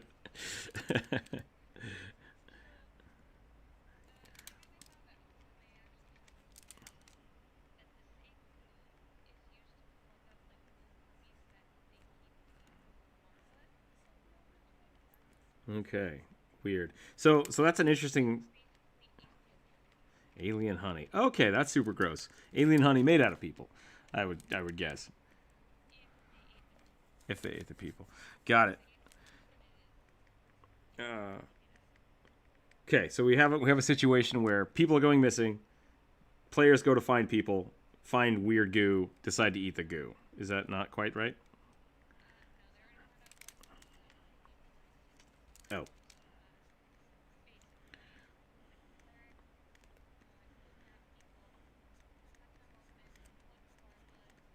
Ew.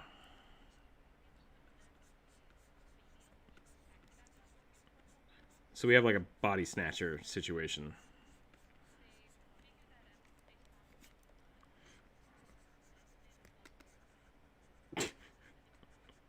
Okay, what's your question about your players then?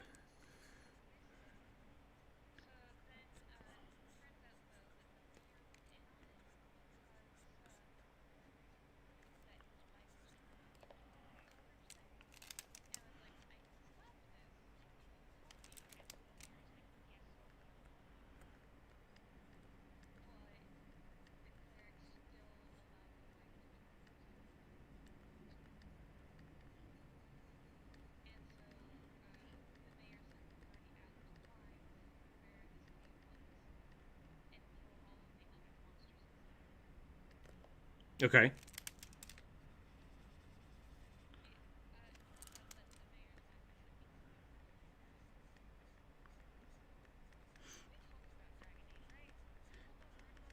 Yeah, I mean, I know what you're talking about, but I don't know if we ever talked about it in the chat.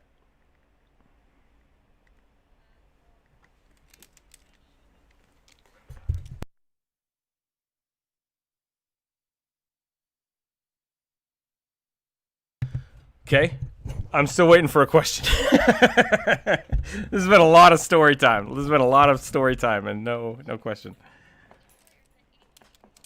Do you want them to be punished for it?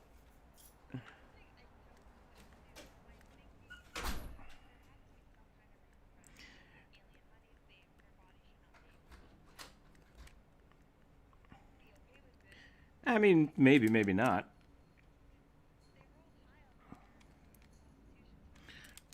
Okay.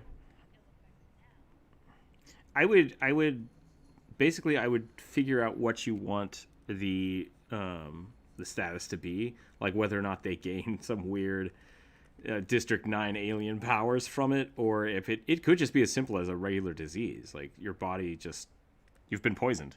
You've been poisoned for the next month. Every day you have to make a Constitution save, and if not, you're poisoned for that day. Or it could make you weak, or give them a point of exhaustion, or it really depends on how much you want to punish them for this. I'd say since they made their Constitution saves, I wouldn't do anything. I think great job on them. And if they do it again, look up. This is something everybody can look up, and we've talked about it before. The Vargoulies, which is basically a giant floating bat head in Pathfinder. These things are terrifying because if they're just a head with giant bat ears, bat wings for ears, and like tentacles for heads, hair for hair. They're heads with tentacles for heads. If they bite you, nothing seems to happen, and then over the next week, you slowly start getting the bat ears and the tentacles, and then your head falls off and you become one. So, so like there's a very slow, methodical progression of terror that's happening to your players. That kind of stuff I think is totally fine. But since they made their initial saves, I'd be hesitant to do that. That's kind of the thing. If they'd failed it, you could definitely have them fail it and then be like, yeah, you seem fine. And then just like keep track of it in your notes. So.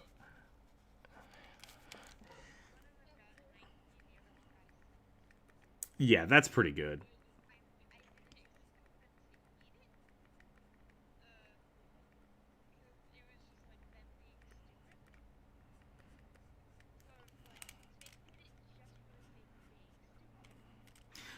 But they rolled good. But they rolled good. Uh, yeah. Once again, player versus DM, player versus player with DM. It's kind of your choice. I would definitely say if you want to actually punish them for it, just have them keep rolling for the next week or so, and pick something that you would think if they failed every single time. If they failed every single time, what would you have happen? That's the first question I'll ask you as a counterpoint. And this is for everybody. If you're like trying to design kind of punishment, curses, or diseases. So that's the first question. What would you want to happen as like the maximum possible penalty for this? Do they die, or do they turn into a critter?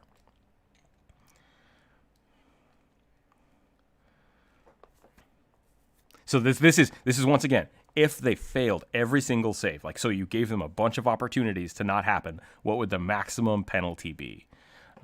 And so this is fine when you're building traps. Like, if you're building a pit trap, it's like, okay, if they fail all their stuff, they die. Like, that's a legit thing to do because, you know, there should be some checks and balances there. So think about that for a second.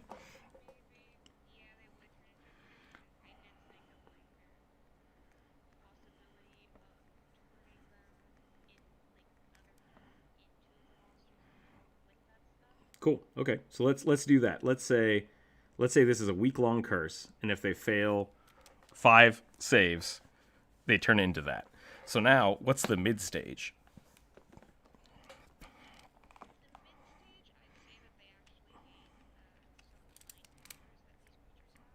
That sounds really cool. Cool. So the next time you play, say it's the next day or the day after. What was that? I would say the next time they play, just like when they wake up from their long rest, just be like, okay, I need you all to roll me a Constitution save again. And then if they fail, I would put the DC at this, like, not super high, but like maybe 15, 12, 15. Since it's not something out of the book and it's kind of just something they did that was stupid. What level are these people, by the way? Level 8? Yeah, 15. Definitely go 15 then. Put this as a DC 15. Have them roll it. And if they fail, have one of them, like, your vision's kind of blurry. It's not really affecting you right now, but something's weird. Your eyes are itchy. And they're like, okay, that sucks. And then they might forget about it until the next time they rest. And it's like, you're blind. What? Like, you've gone blind if they fail the next one. So the halfway point, they've lost their eyesight. And then the next stage is you start hearing voices that turn out to be your party's mental thoughts. And you're like, now something cool is happening, but I'm definitely blind. Or you could do it the other way around. Have them start hearing thoughts. So they're like, this is really cool. I'm getting something awesome. Now I'm blind. Shoot. Yeah, right. Am I having a stroke? But that's how I would do that. So that way they're still having a chance to figure it out. Like, oh, we need to go find somebody. We need to cast Cure Disease, and figure that out. But then they realize that something's happening. So it becomes a skill challenge. It becomes a game of them succeeding. And one of them might get the mind powers and then resist the rest of it. And it's like, cool, you have these weird psychic powers now, and someone else might just be blind. Or you could roll it randomly, see which one manifests. Like, write a little chart out. First fail this, or first fail, roll the d6, and this happens. Yeah, that's how I would do it. I think that's your best bet. I hope that helps.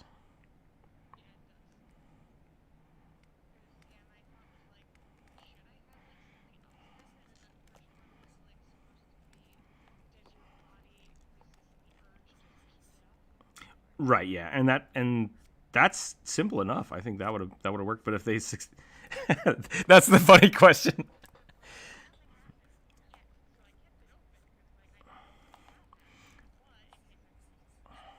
I've had I've had situations where I don't know if the player isn't paying attention or I've described something wrong, and this to the effect of, okay, the metal bar is slowly retracting into the wall. Are you still gonna hold on to it? Yes. It's like, okay, roll me a strength check, and they're like, ha, I rolled a 45. It's like, okay, your hand is slowly crushed as it gets pulled into the wall. And they're like, what? It's like, why? I don't know what to say to you. Like, you have enough strength to hold on to it as it crushes your hand. Why would you not let go? I don't get what's going on. And they're like, well, I thought I was. And I'm like, yeah, this is a really weird situation where the choice is you've rolled successfully, which gives you the choice to hurt yourself or let go. Those are your options. You chose to hurt yourself, I guess. And so it's I've definitely run into those situations where the rolls get really confusing because you're like, I'm not sure if you want to throw up the goo. Like, you succeeded in your Constitution save. Do you want to throw it up, or do you want to hold it down? Like, do you? Yeah, those are really weird rolls.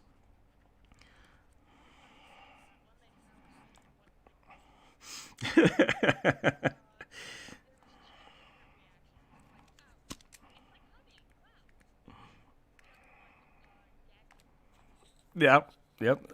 Roll me another. You've discovered it's made out of people. Please roll me a will save. Are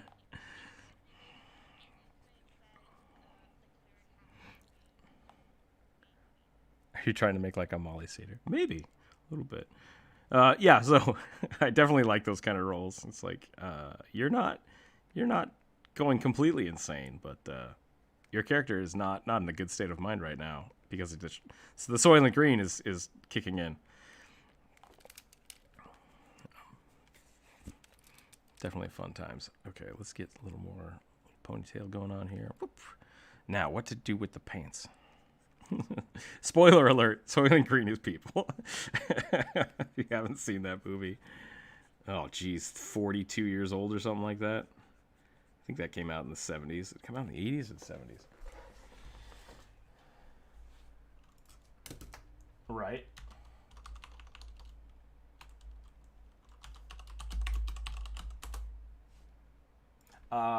I was on the forefront of that. It was crowdfunded, and my roommate bought into it. Yeah, I love the 19. Yeah, this is 1973 is when that movie came out, and the poster is a picture of Charlton Heston being chased by a dump truck full of people. I love this. It's such a bizarre movie. Soylent Green, it's people. Yeah, I don't know why the guy decided to call it Soylent. I was like, it's made out of soy. It's like your pop culture understanding of what's going on is not good. It's like the same people that like, we're making these great network things. We're gonna call it Skynet. It's like, don't call it Skynet. Like, that's the only thing you have to do right now is not call it Skynet.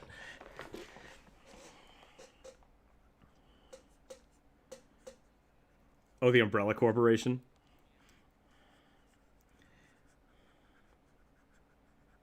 Yeah. It's like, guys, come on. Like, someone Google this. How did nobody Google this before you went to production? I need to scroll up and look at the Oh, Corvus, you didn't send me goat feet. I don't know what goat feet look like. You know what? We're not gonna draw goat feet. That's what we're gonna do. They are hooves, but I feel like they're weird. I feel like... Oh, an illusionist, right. I don't know why I went to... This is fine, too. Oh, let's do this. I think we can... Yeah, I like the blade dancing idea. I kind of forgot that there was a class specifier to it. But what we'll do is we'll go Gandalf style here. And we will give them a wand, run out of space, and we'll do this. We're gonna do that, and then we're gonna make some illusion goats. Do a quick, just like really big eyeballs. They could just be real flying goats. That'd be pretty cool. Let's do that. Blue.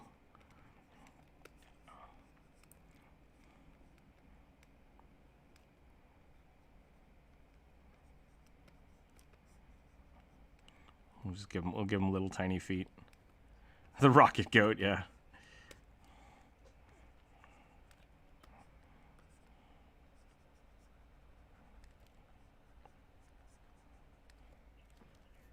What's up? I'm here now. You're rolling, so you're making an NPC, or you're making an actual character to play?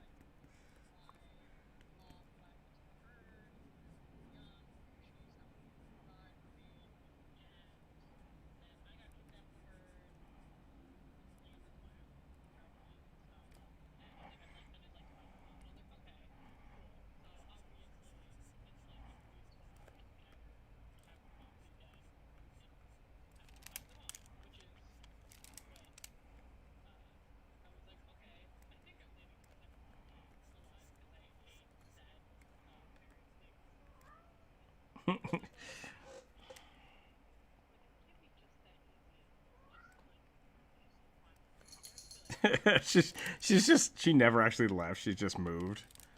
She's just next door. Like, oh, come on, kid, stop following me around.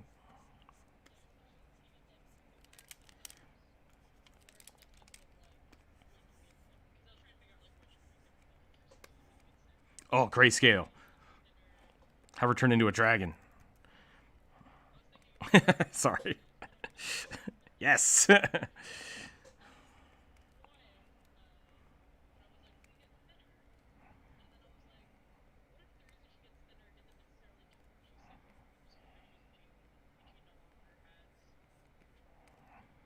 Ooh, that would be cool too, yeah.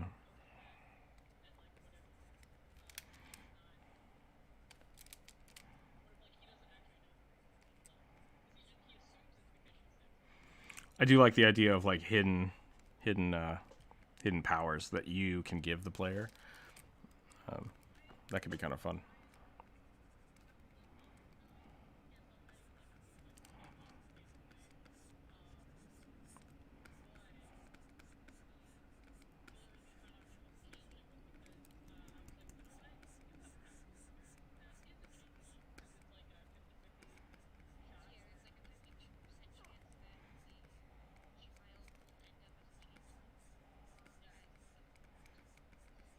It's like a ditto.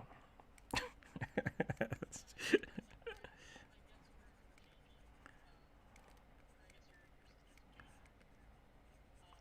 dig it.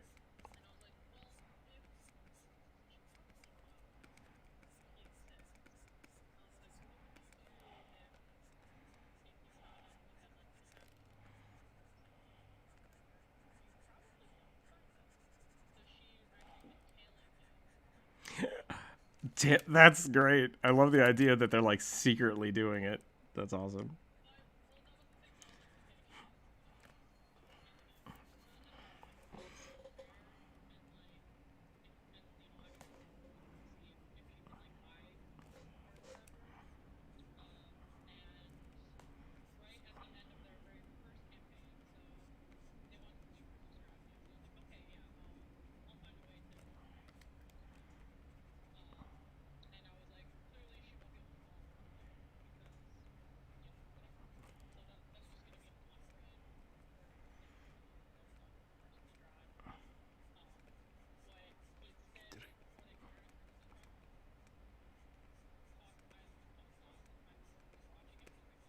Yes, that's the way to do it.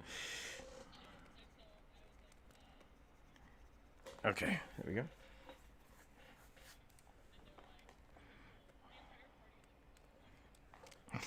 That is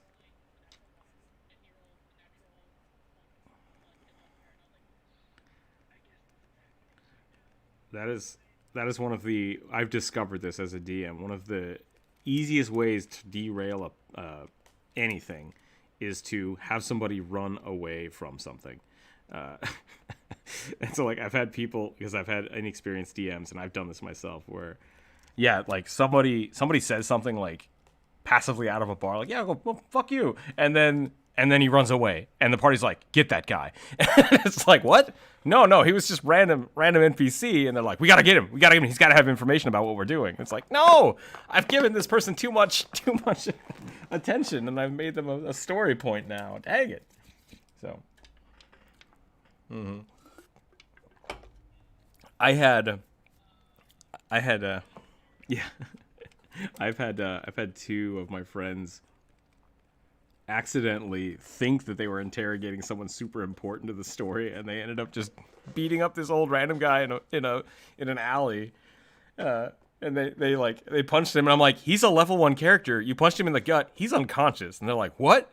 And then they both panicked, and they're like, cheese it, and they just like, okay, now there's this weird story in this town where two random adventurers just beat up an old guy for no reason. And they were both just like, yeah, nothing. Just hey, everybody, be real careful. I think that's what I did. The next time they came back to town, I was like, be really careful. There's some random people going around beating people up, and two of them just like looked at each other because the rest of the party didn't know. I mean, metagaming they knew, but technically the characters didn't, and the two of them were just like trying to be really stoic, like, yeah, that's weird, okay. Watch out for those evildoers. Yeah, yeah. Really, really funny. Okay. Ta-da! Sheep illusionist. I like it. I'm gonna go with that. Let's see what we got. Maybe I got it wrong thought, but I like the ring that summons Thor's pet goat and a lot more personality. Yeah, so the Ring of the Ram is really cool because it just has charges and you can push somebody back with it. Then there are ram statues, and there are 3 or 4 ram statues that when you give it to a person, you're supposed to roll a percentile die to see which one it is. One of them summons goats that attack. One of them summons a goat that you can ride, which I think that might be what David's thinking about. It gives you a riding goat. And then there's one other one that does something else weird with it, but I don't remember what it was. Those are all Pathfinder things. I don't know if there's a ring. There might be a ring with a ram in it that lets you ride it. That would be pretty cool. But yeah, Thor's goats are definitely something fun to give your players. Just mythical goats.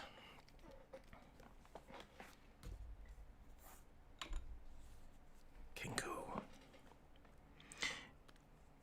Yeah, he eats them. Thor eats the goats.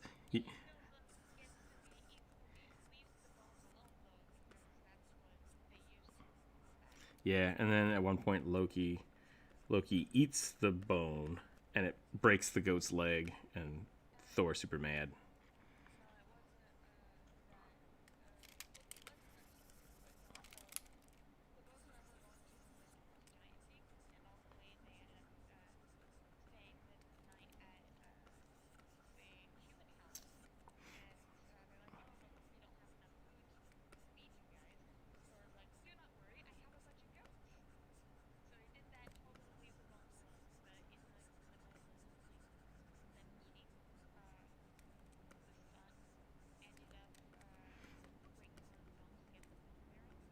Interesting. I've heard, yeah. Yeah, that's interesting. I've heard that same story, but as Loki being the antagonist, not with the people. That's kind of cool. I like that about mythology, that there are so many tellings of it.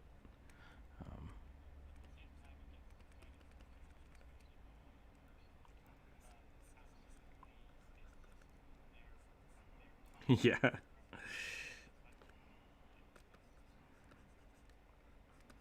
Yep. You are discussing religion. Ace, how dare you? You are wrong.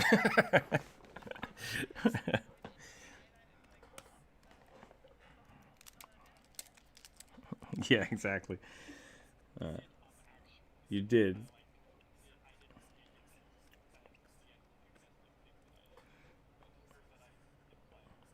Yeah, I've never heard that version of the story, which is kind of cool.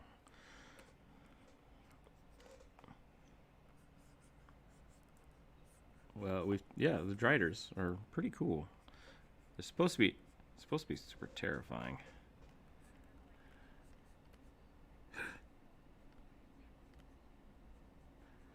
Drow, I forgot to tell you. I got to the Drider scene in Homeland. So amazing. So good. Thank you for suggesting that book to me. That was super dope.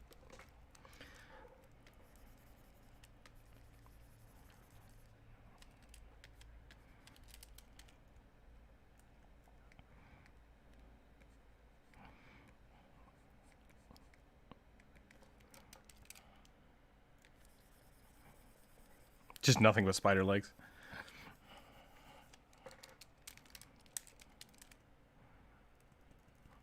All right, have a good day. Thanks for hanging out.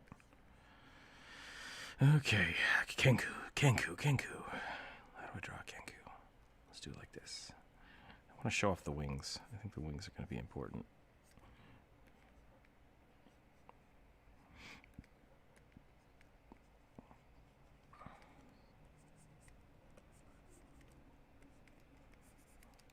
Cool.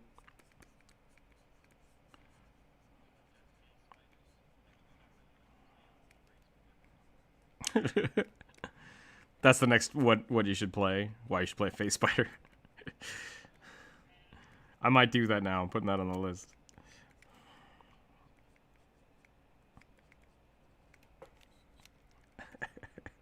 So we were in the campaign I played last night. The previous person we ran into was a changeling, and then we ran into a displacer beast, and the displacer beast showed up and then just left. And I'm like, that was probably that stupid changeling, but I don't think they can do that. And our DM was just like, I didn't say it was a changeling. I'm like, I'm not listening to you. This is my theory. And I just started, my character went on a tirade of like trying to figure out whether or not this was the changeling we fought before. And it got really, really complicated and ridiculous. But I had a lot of fun with that. So I do like changelings as NPCs because they are so mind messery. Let's do big old puffy pants. Big old puffy pants and bird feet. Okay.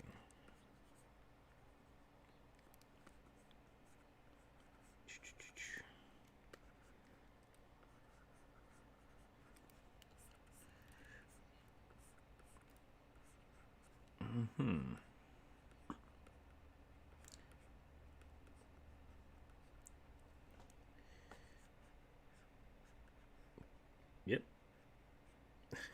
Sorry, that was kind of derailed the conversation there, Miller. Sorry about that. I don't know how to. Yes, assassin bugs, pretty cool. Pretty cool.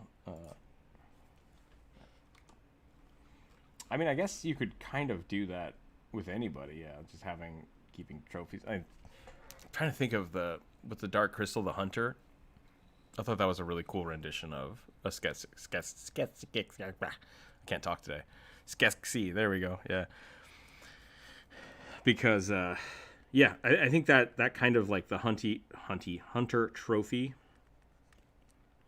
It's an interesting way to do that. It's also kind of macabre, but there have been lots of like bugbears and gnolls both classically keep trophies, and so yeah, right. A little bit. I think that's a good way you can use bugbear to make a predator. But I think, yeah, it is just the hunter mentality of keeping trophies and stuff. Maybe I've got it wrong thought, though. I'd like the ring that summons. Oh, wait, I already read that. Okay. Let's do this. And then I'm going to say no shirt, which I don't know if I've ever drawn a Kenku without a shirt. Because you got the wings. Yeah, I'm just going to make it fluffy. I think that's the best bet.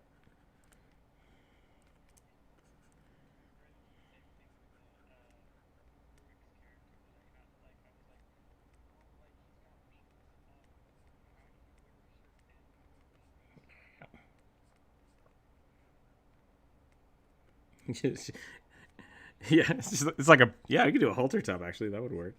You did like...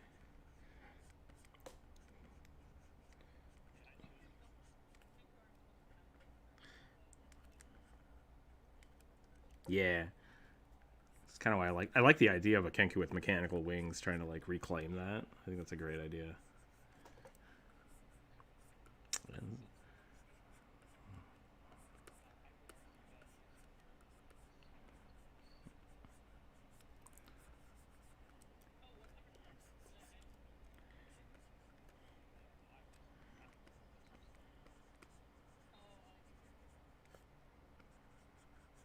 Yeah, that's what I'm drawing.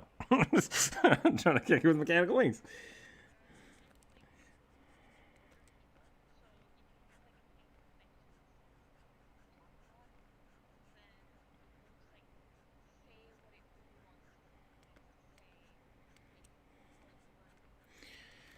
Yeah, I always found that kind of weird. I think it's one of those like, technically you're right, that would work. Like, I've heard every English word, and I've had people like, I'm a Kenku, can you just say a whole bunch of stuff at me, and then I can talk? I think that's technically, that's legit, but I like the idea that you can really as a player, you can only repeat what you as a player can remember. That's how I usually look at it. Or I'll argue with someone like, if you need to roll an int check to see if your character can think of it, I'm fine with that. And that's one way I've done it in the past, is basically, okay, you use what you know of mimicry to say what you're trying to say, and then other players have to roll insight to see if they can, like, oh, I get it. Okay. So that way the player doesn't have to actually mimic anything. You can just let it down to the rolls to decide whether or not, like, I want to tell them that I think there's danger ahead. Roll an insight. And then they get bonuses whether or not they roll high or roll low. Yeah.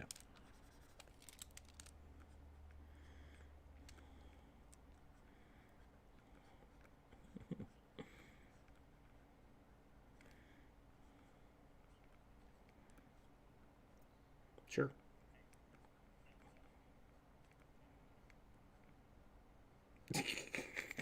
How dare you swim through the water?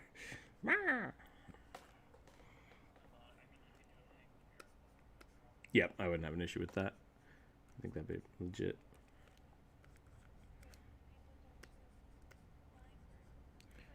I would give them yeah, I would basically, if you went with a penguin, I would give you a swim speed. Whatever the Aarakocra fly speed is, I would just switch it to a swim speed.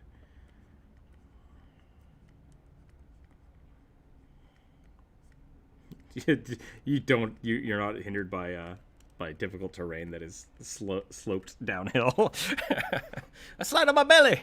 Whooshoo. Maybe I'll have to put that in an otter video too.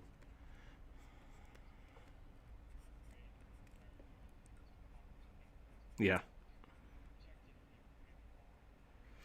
Yeah, I've been read that book like 3 or 4 times, and I still don't really understand what it is.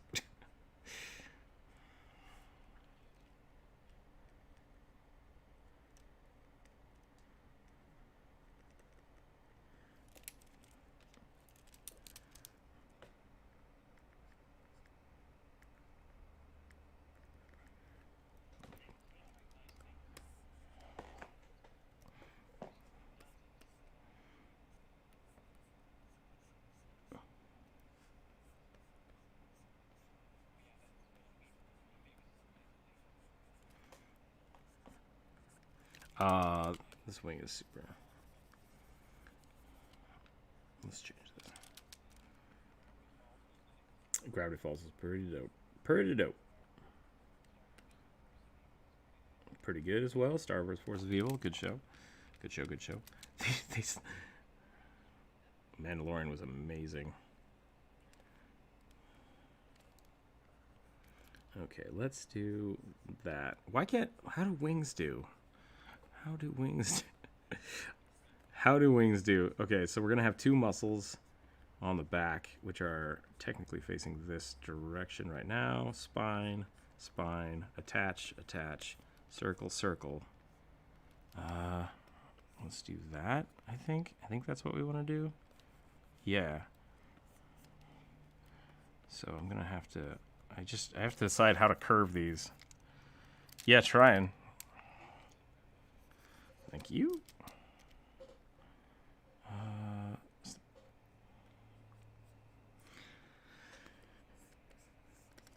Yeah, no, I'm just trying to figure out how to bend it, I think, is what I need to do. So I'm going to put this up here, and then it's going to go this way.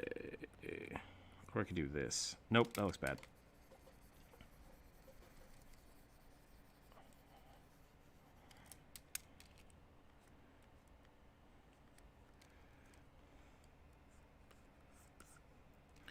Oh, that might help. Let's do that.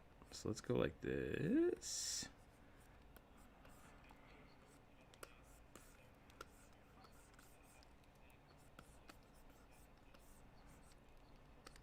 Oh, that's weird. Yeah, the Otterfolk video is on my list. It's definitely on the list. It's been suggested enough.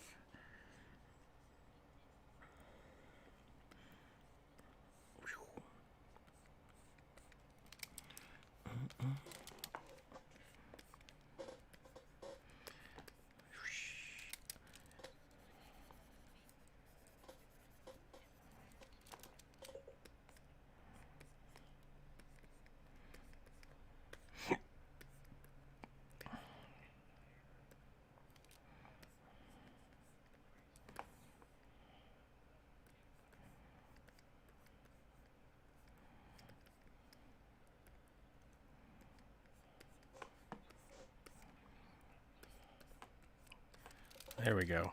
Got it.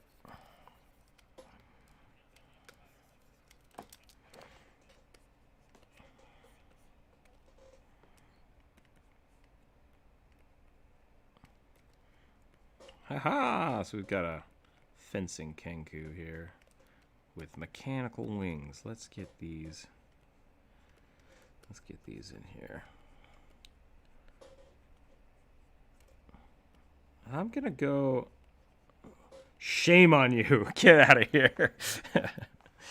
No, I'm just gonna do. I'm gonna do like really rigidy, maybe plywood wings would be fine.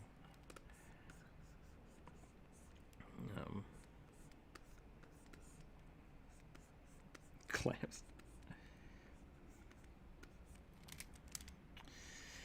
You guys missed my earlier conversation about hating steampunk stuff.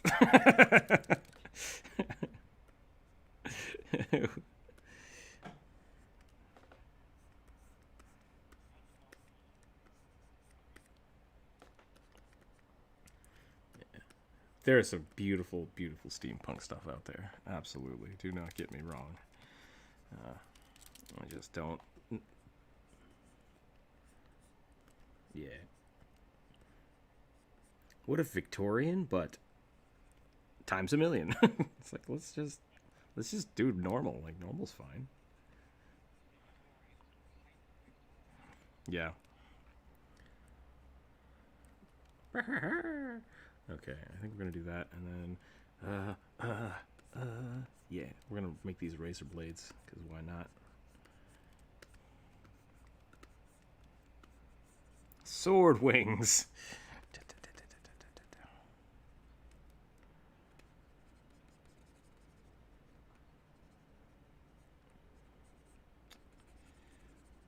Hard to follow that. Hard to follow where that goes. Yes, torture devices are bad. Maybe I've got them on. Those are pretty cool. I like those wings.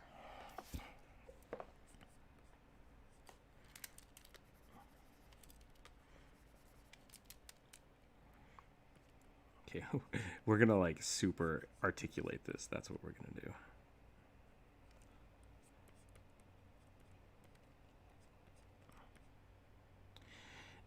Yeah, Miller, I'm not into this line of conversation. I think it's a little dark for the stream, if that's okay.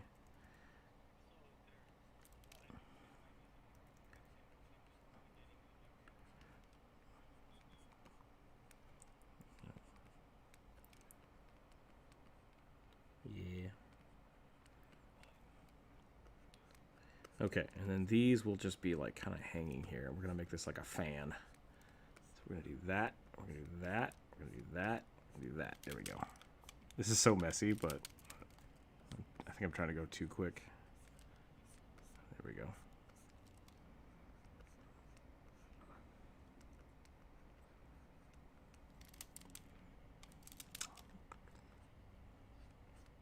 Yep, it's not a bad thing. Not a bad thing at all. Okay, there we go. I like that. And then we're going to have a few little side floofs. Actually, you know what? I'm gonna.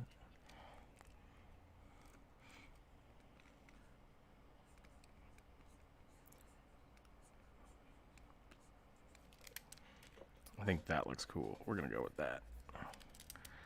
And then this one's just gonna be back this way because.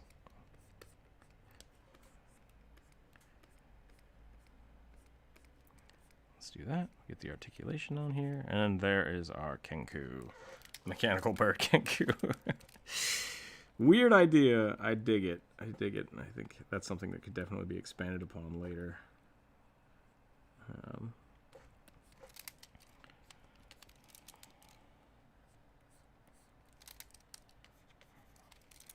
We'll give him like a little backpack. Yeah, we'll give him little backpack straps. We'll give him like this. Maybe it's got like a little tail fin or something.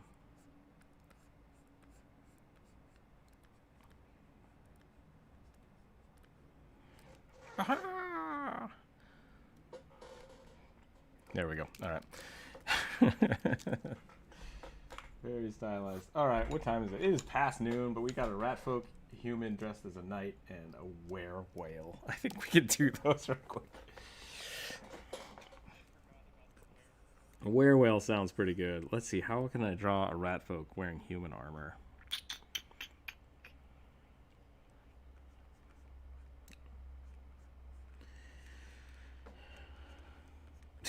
Narwhal.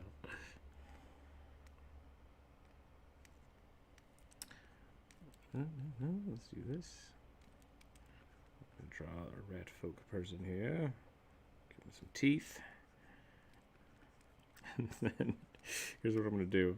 I'm gonna do a full, like, just the big chest piece of the armor that is just way too big.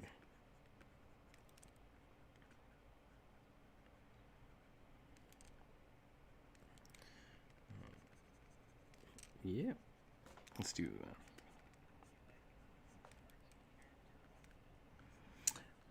I was gonna not give him pants. I was just gonna give him like little rat feet coming out of the. Yeah, just coming out of the.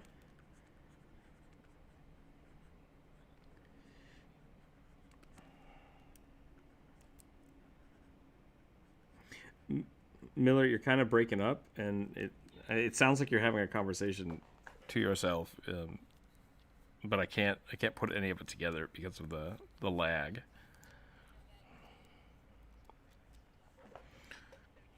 Gotcha. Birds are pretty cool. Let's do this.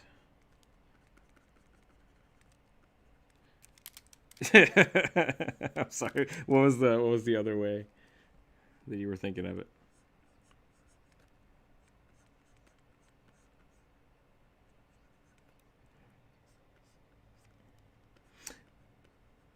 Oh, so like a garbage armor.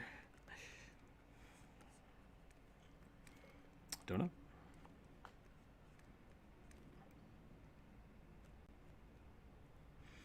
Sweet. But at that point, it's just a person. It's just like a regular armor with a rat nose coming out. Whoop.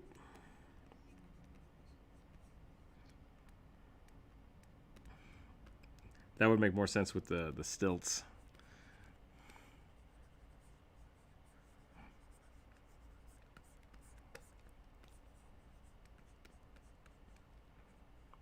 He's got, like, you see his little rat hands.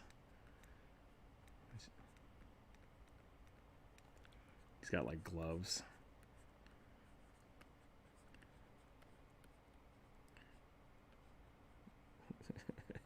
He's just holding onto the gauntlets with a stick because he can't quite reach it. Like, yes, I am definitely. Yeah, he's just puppeteering the armor about. Sorry. Yeah. And he's got like do that, and then we see his little rat feet. See his little rat feet coming out. Little.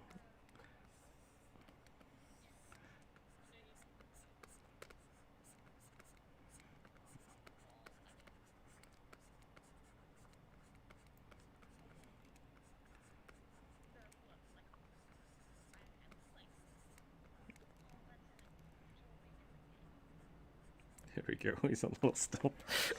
That's such a weird concept. I like that idea though. That's pretty funny. I'm gonna go. I want to finish this other one. I'm gonna scoot this over. That was concept one. And then let's see if we can get this.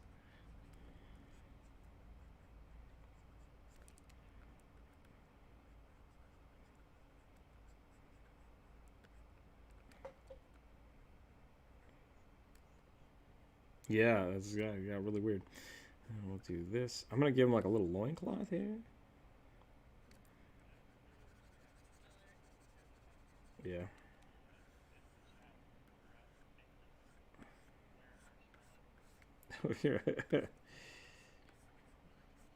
That tail is so big. Let's just get rid of that. Let's do this. Let's go blank.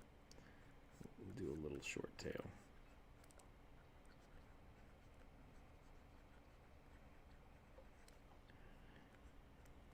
Give him a little. Yeah, I think you're right. I think I'm pulling from somewhere. Like if I give this a little conquistador hat, that looks really familiar to me, and I'm not sure why. We have his little rat hands. We'll give.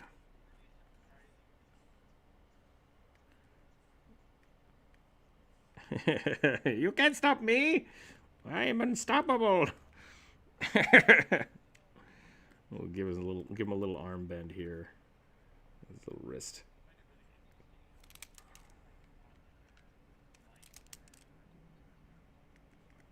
Yeah, I've always found that a little weird. I think people generally are scared of things that move too quickly and are small in their house. Like I really like spiders, but when there's spiders in my house, it's like, get out of here. This is my house. You get out.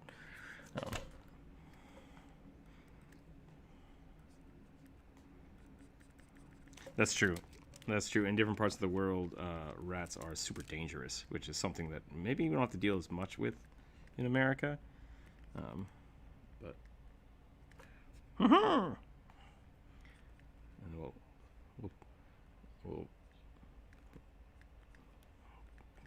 yeah, this was a good idea. I really dig it. I'm glad we got to it. You know, I feel like that's probably what happens to a lot of people that suggest things. They say something and they have this great idea, and then I just destroy it on accident. Yeah.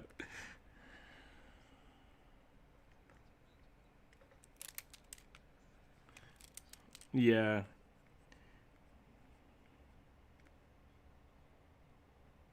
Uh, what was I think Bry came up with that. I was trying to draw a bear and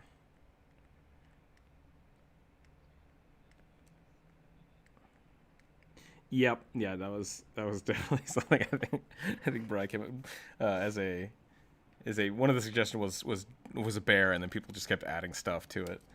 And I think what was it? Someone suggested like a bear serving. It was a bear chef, I think, was the issue. And then it just turned into holding a plate of waffles. Because they're supposed to have like a bib on and a chef hat.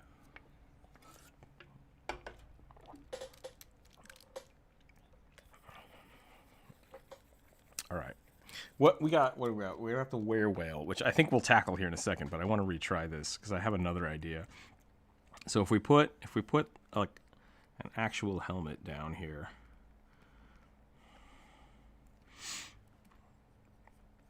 Just the helmet with the stubby legs. So we'll make a helmet, and then we'll put a little rat nose through it. We'll just have the little nose and the whiskers.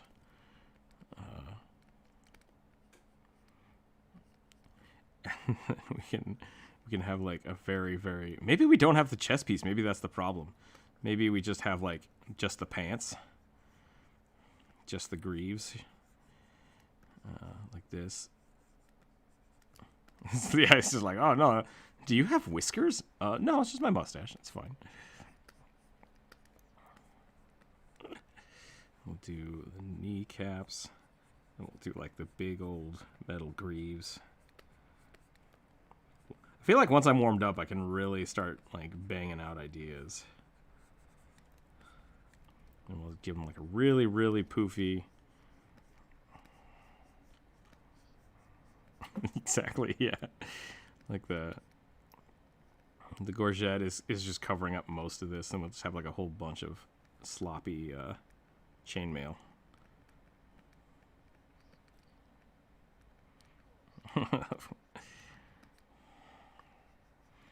And we got the big old gauntlets again, right here, and then actually, you know what?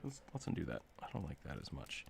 Let's do, I think the same idea will go just fine if we do this. And then we have like a giant polearm. It's just like way too tall.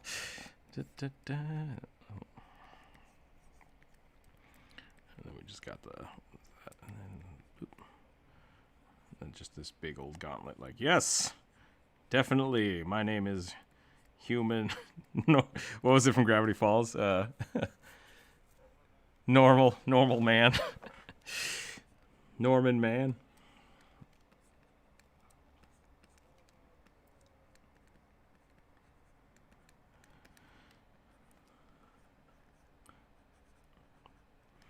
He's too small for the horse, so he's just like, he rides a fairly large dog or something.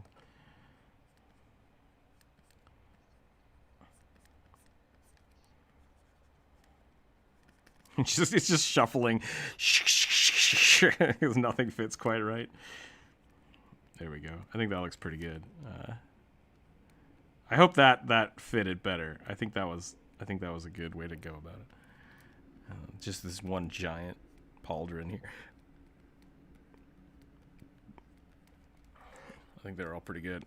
These shoes should definitely just be way too big. We'll make them way too big.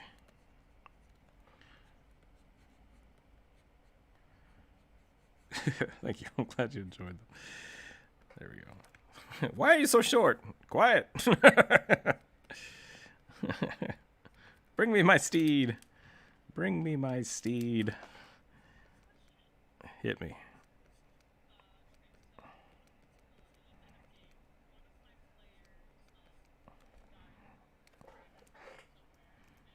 Nice. I like it.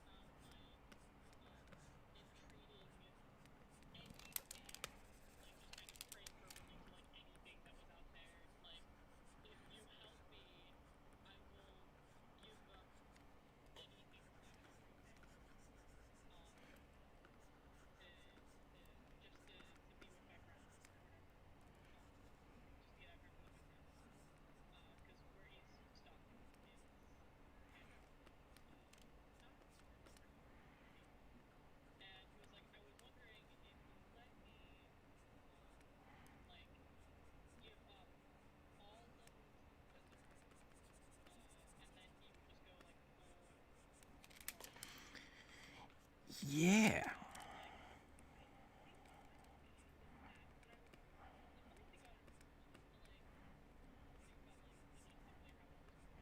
Yeah, I'm okay with that kind of stuff. I think that's a good way to do it.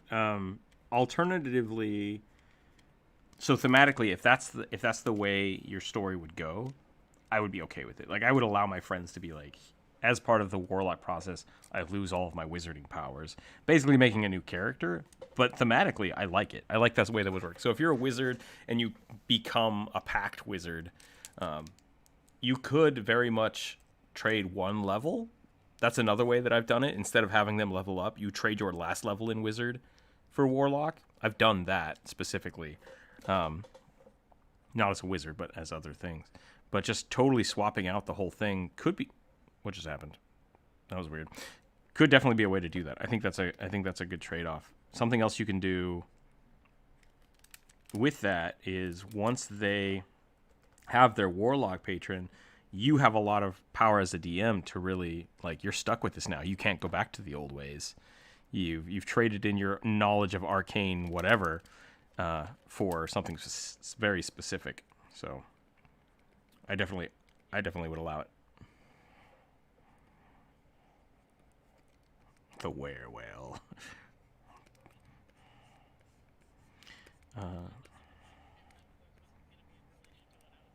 Yep.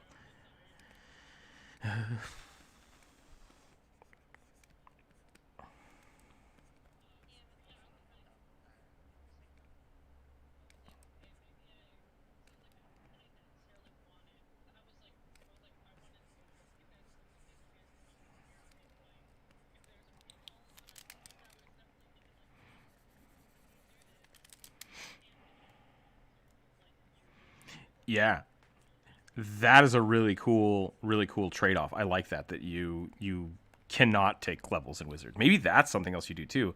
If they want to trade all of them, that's fine. But maybe you say you trade the last level in wizard, and they can't. They can no longer take points in wizard, so that like they've capped out their wizard potential, and they have to keep taking things in warlock. Or maybe you shut off specific arcane spells, so they just don't have access to them. Um,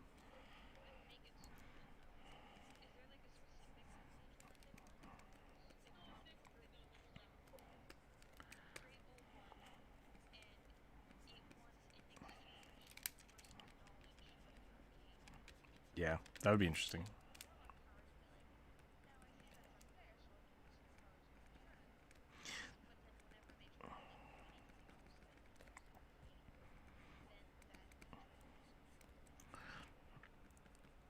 Yeah.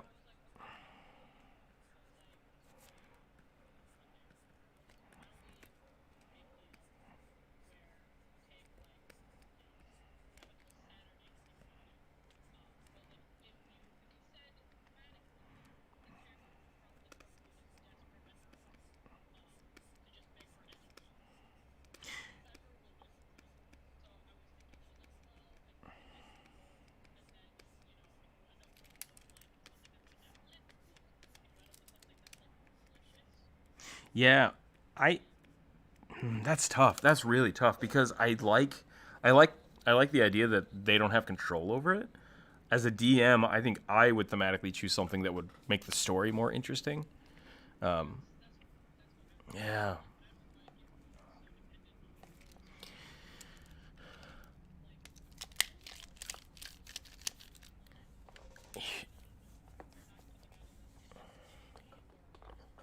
Here's what I would do. Yeah. Yeah, here's what I would do. I would make the pact that they choose. I would look online for something that you think would be really cool for them. Whether it's like if they're a specific type of wizard, maybe you find something that is related to the spells they use all the time, so that it's kind of like, oh yeah, that sounds really cool, and then you give them that ultimatum, like you will never again be able to use fire magic, ever, and they're just like, huh, what? It's like you are now like so sorry. I was thinking instantly that like an ice wizard would be really cool because that's something I would play. And so if they really liked ice magic, it's like, oh, you're trapped here. I can set you free, but I'm going and I'll even give you more ice power. And they're like, yeah, that sounds great. And it's like, but in return, you lose access to every other school of magic except mine. And it's like, crap. Like that's terrifying.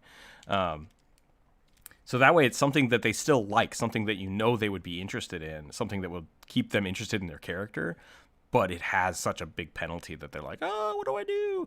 I think that could be really cool. And I would, if you really want it to be random or you want it to feel random, I would go online and I would find like the three deities that would be aligned to that, or the patrons you want to use for that. And then have them roll a d100, and you're just choosing between those three based on their roll.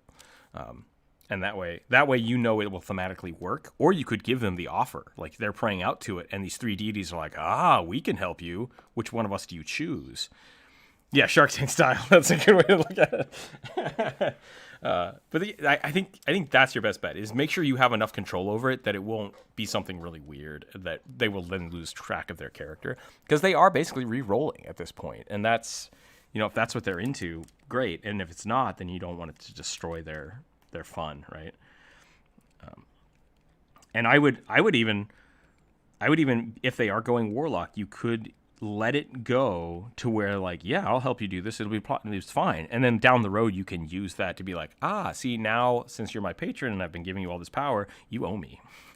And so you don't have to worry about the permanency of what they have to do, because that's kind of the way of the warlock anyways, is that that'll eventually come up. But yeah.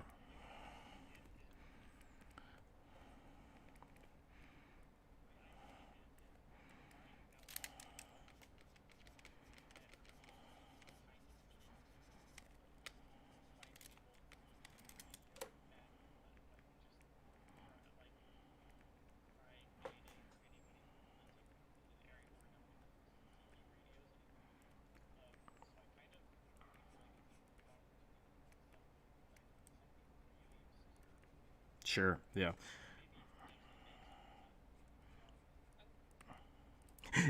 Themselves from the future. I'm my own patron.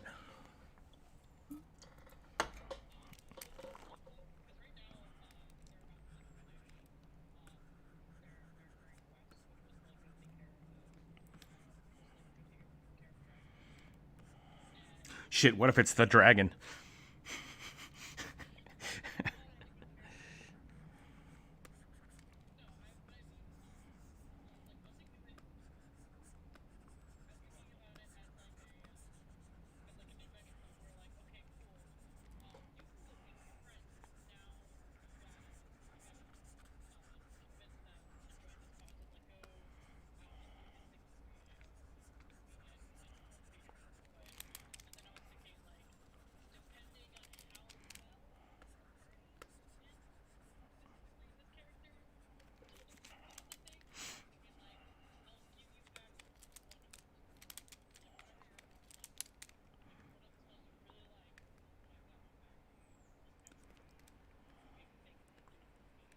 Yeah, that's a. I think I think the question you have to ask them, and this might be just be like, do you want to be a warlock? Like that's the real question, because you could definitely just be a wizard that has a patron, and like I said, that would be a great way to. Buff Boy Dolphin, yeah, exactly. That's a big question, because if they do want to re-roll their character to a warlock, that's a cool way to do it, a thematically cool way to do it.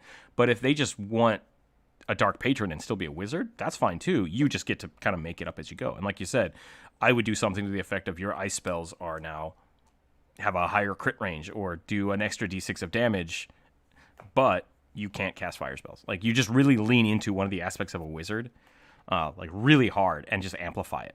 And then you can kind of retract it whenever you need to from the patron, or use that as a sync, or maybe they're cursed, or maybe they lose a spell slot. Just like, I'm going to take away your 4th level spell slot. Tough crap. Yeah, I think there's lots of different options for that, and I think you're in a good headspace for it. You just need to figure out what is the desired outcome. Do they want to be a warlock, or do they just want a dark sugar daddy? And they don't necessarily have to be a warlock to do that.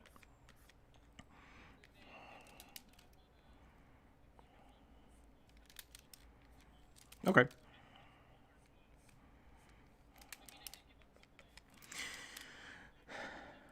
So something else you could do is then maybe give them 1 level in warlock.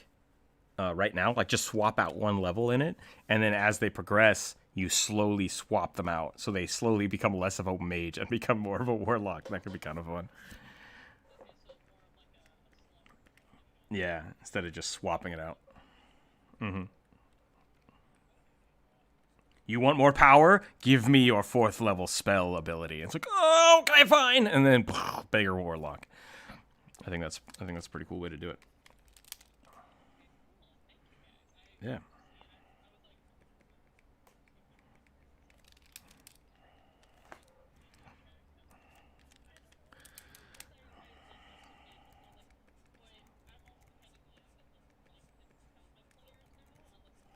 Yeah.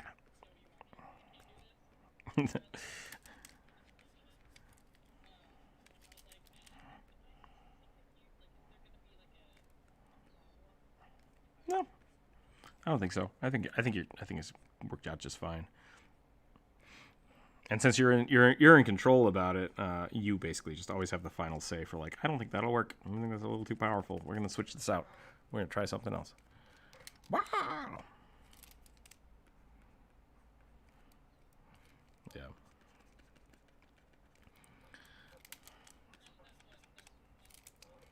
Yeah.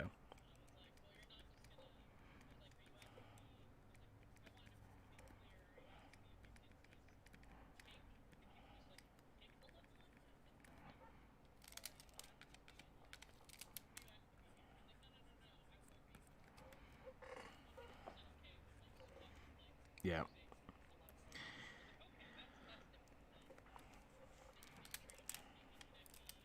See you later. Thanks for hanging out.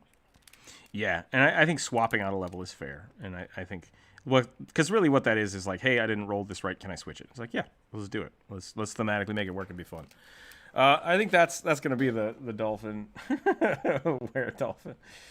The were beluga. I screwed up this head real quick. I got to fix this because this should go into the eyeball.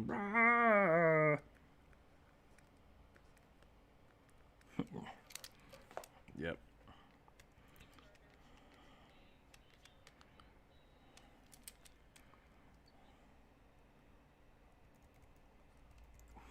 Yeah, right. Just like start putting them all together. Ugh. That would be crazy. It would be so much work. So much work. Ah! Rage!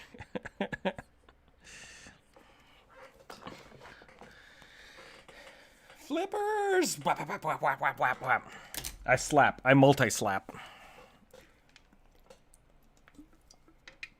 Instead of getting bitten, you just get like... how do I say this? Squirted from the blowhole, and then you become a were dolphin. Yeah, I think that's it. So we went a little over today, and that's fine. We had a lot of really cool stuff to suggest, which is great. Tomorrow is Thursday. I'll probably be finishing up commissions. Remember to submit your character drawing, and if one of your character drawings you want to see us redraw is Discord and Draw, that's cool. Do that. Throw that down in the chat. Be like, hey, let's draw this again. Because I would like to make that video. I think that would be a lot of fun of how I draw, how other people draw, and talk about our art styles. And I want to do that as a redraw. So basically, if you have a character you like, please let us share it with us in the art share, and we'll take a look at those. We'll pick one, probably at random, or maybe we'll discuss it and see which one would be the best for discussion.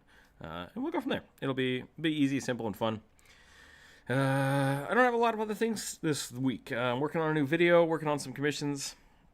Hopefully those will be out before Friday, and we can do some fun stuff on Friday, which will be the viewer or the community draw again. So, yeah, Path of the Vegan. That's pretty good. Except I think dolphins eat fish. I don't know if that counts. Either way. Yeah, Path of the Pescatarian. No fish! I need fish! Ah! So good. But thank you everybody for hanging out for this extra long stream today. We will see everybody tomorrow. Be happy, be healthy, stay safe out there, and keep your dice on the table. I totally threw my dice all over the table yesterday, and I was just like, well, I'm not doing that today, apparently. So, all right. Have a wonderful day, everybody, and we will see you next time.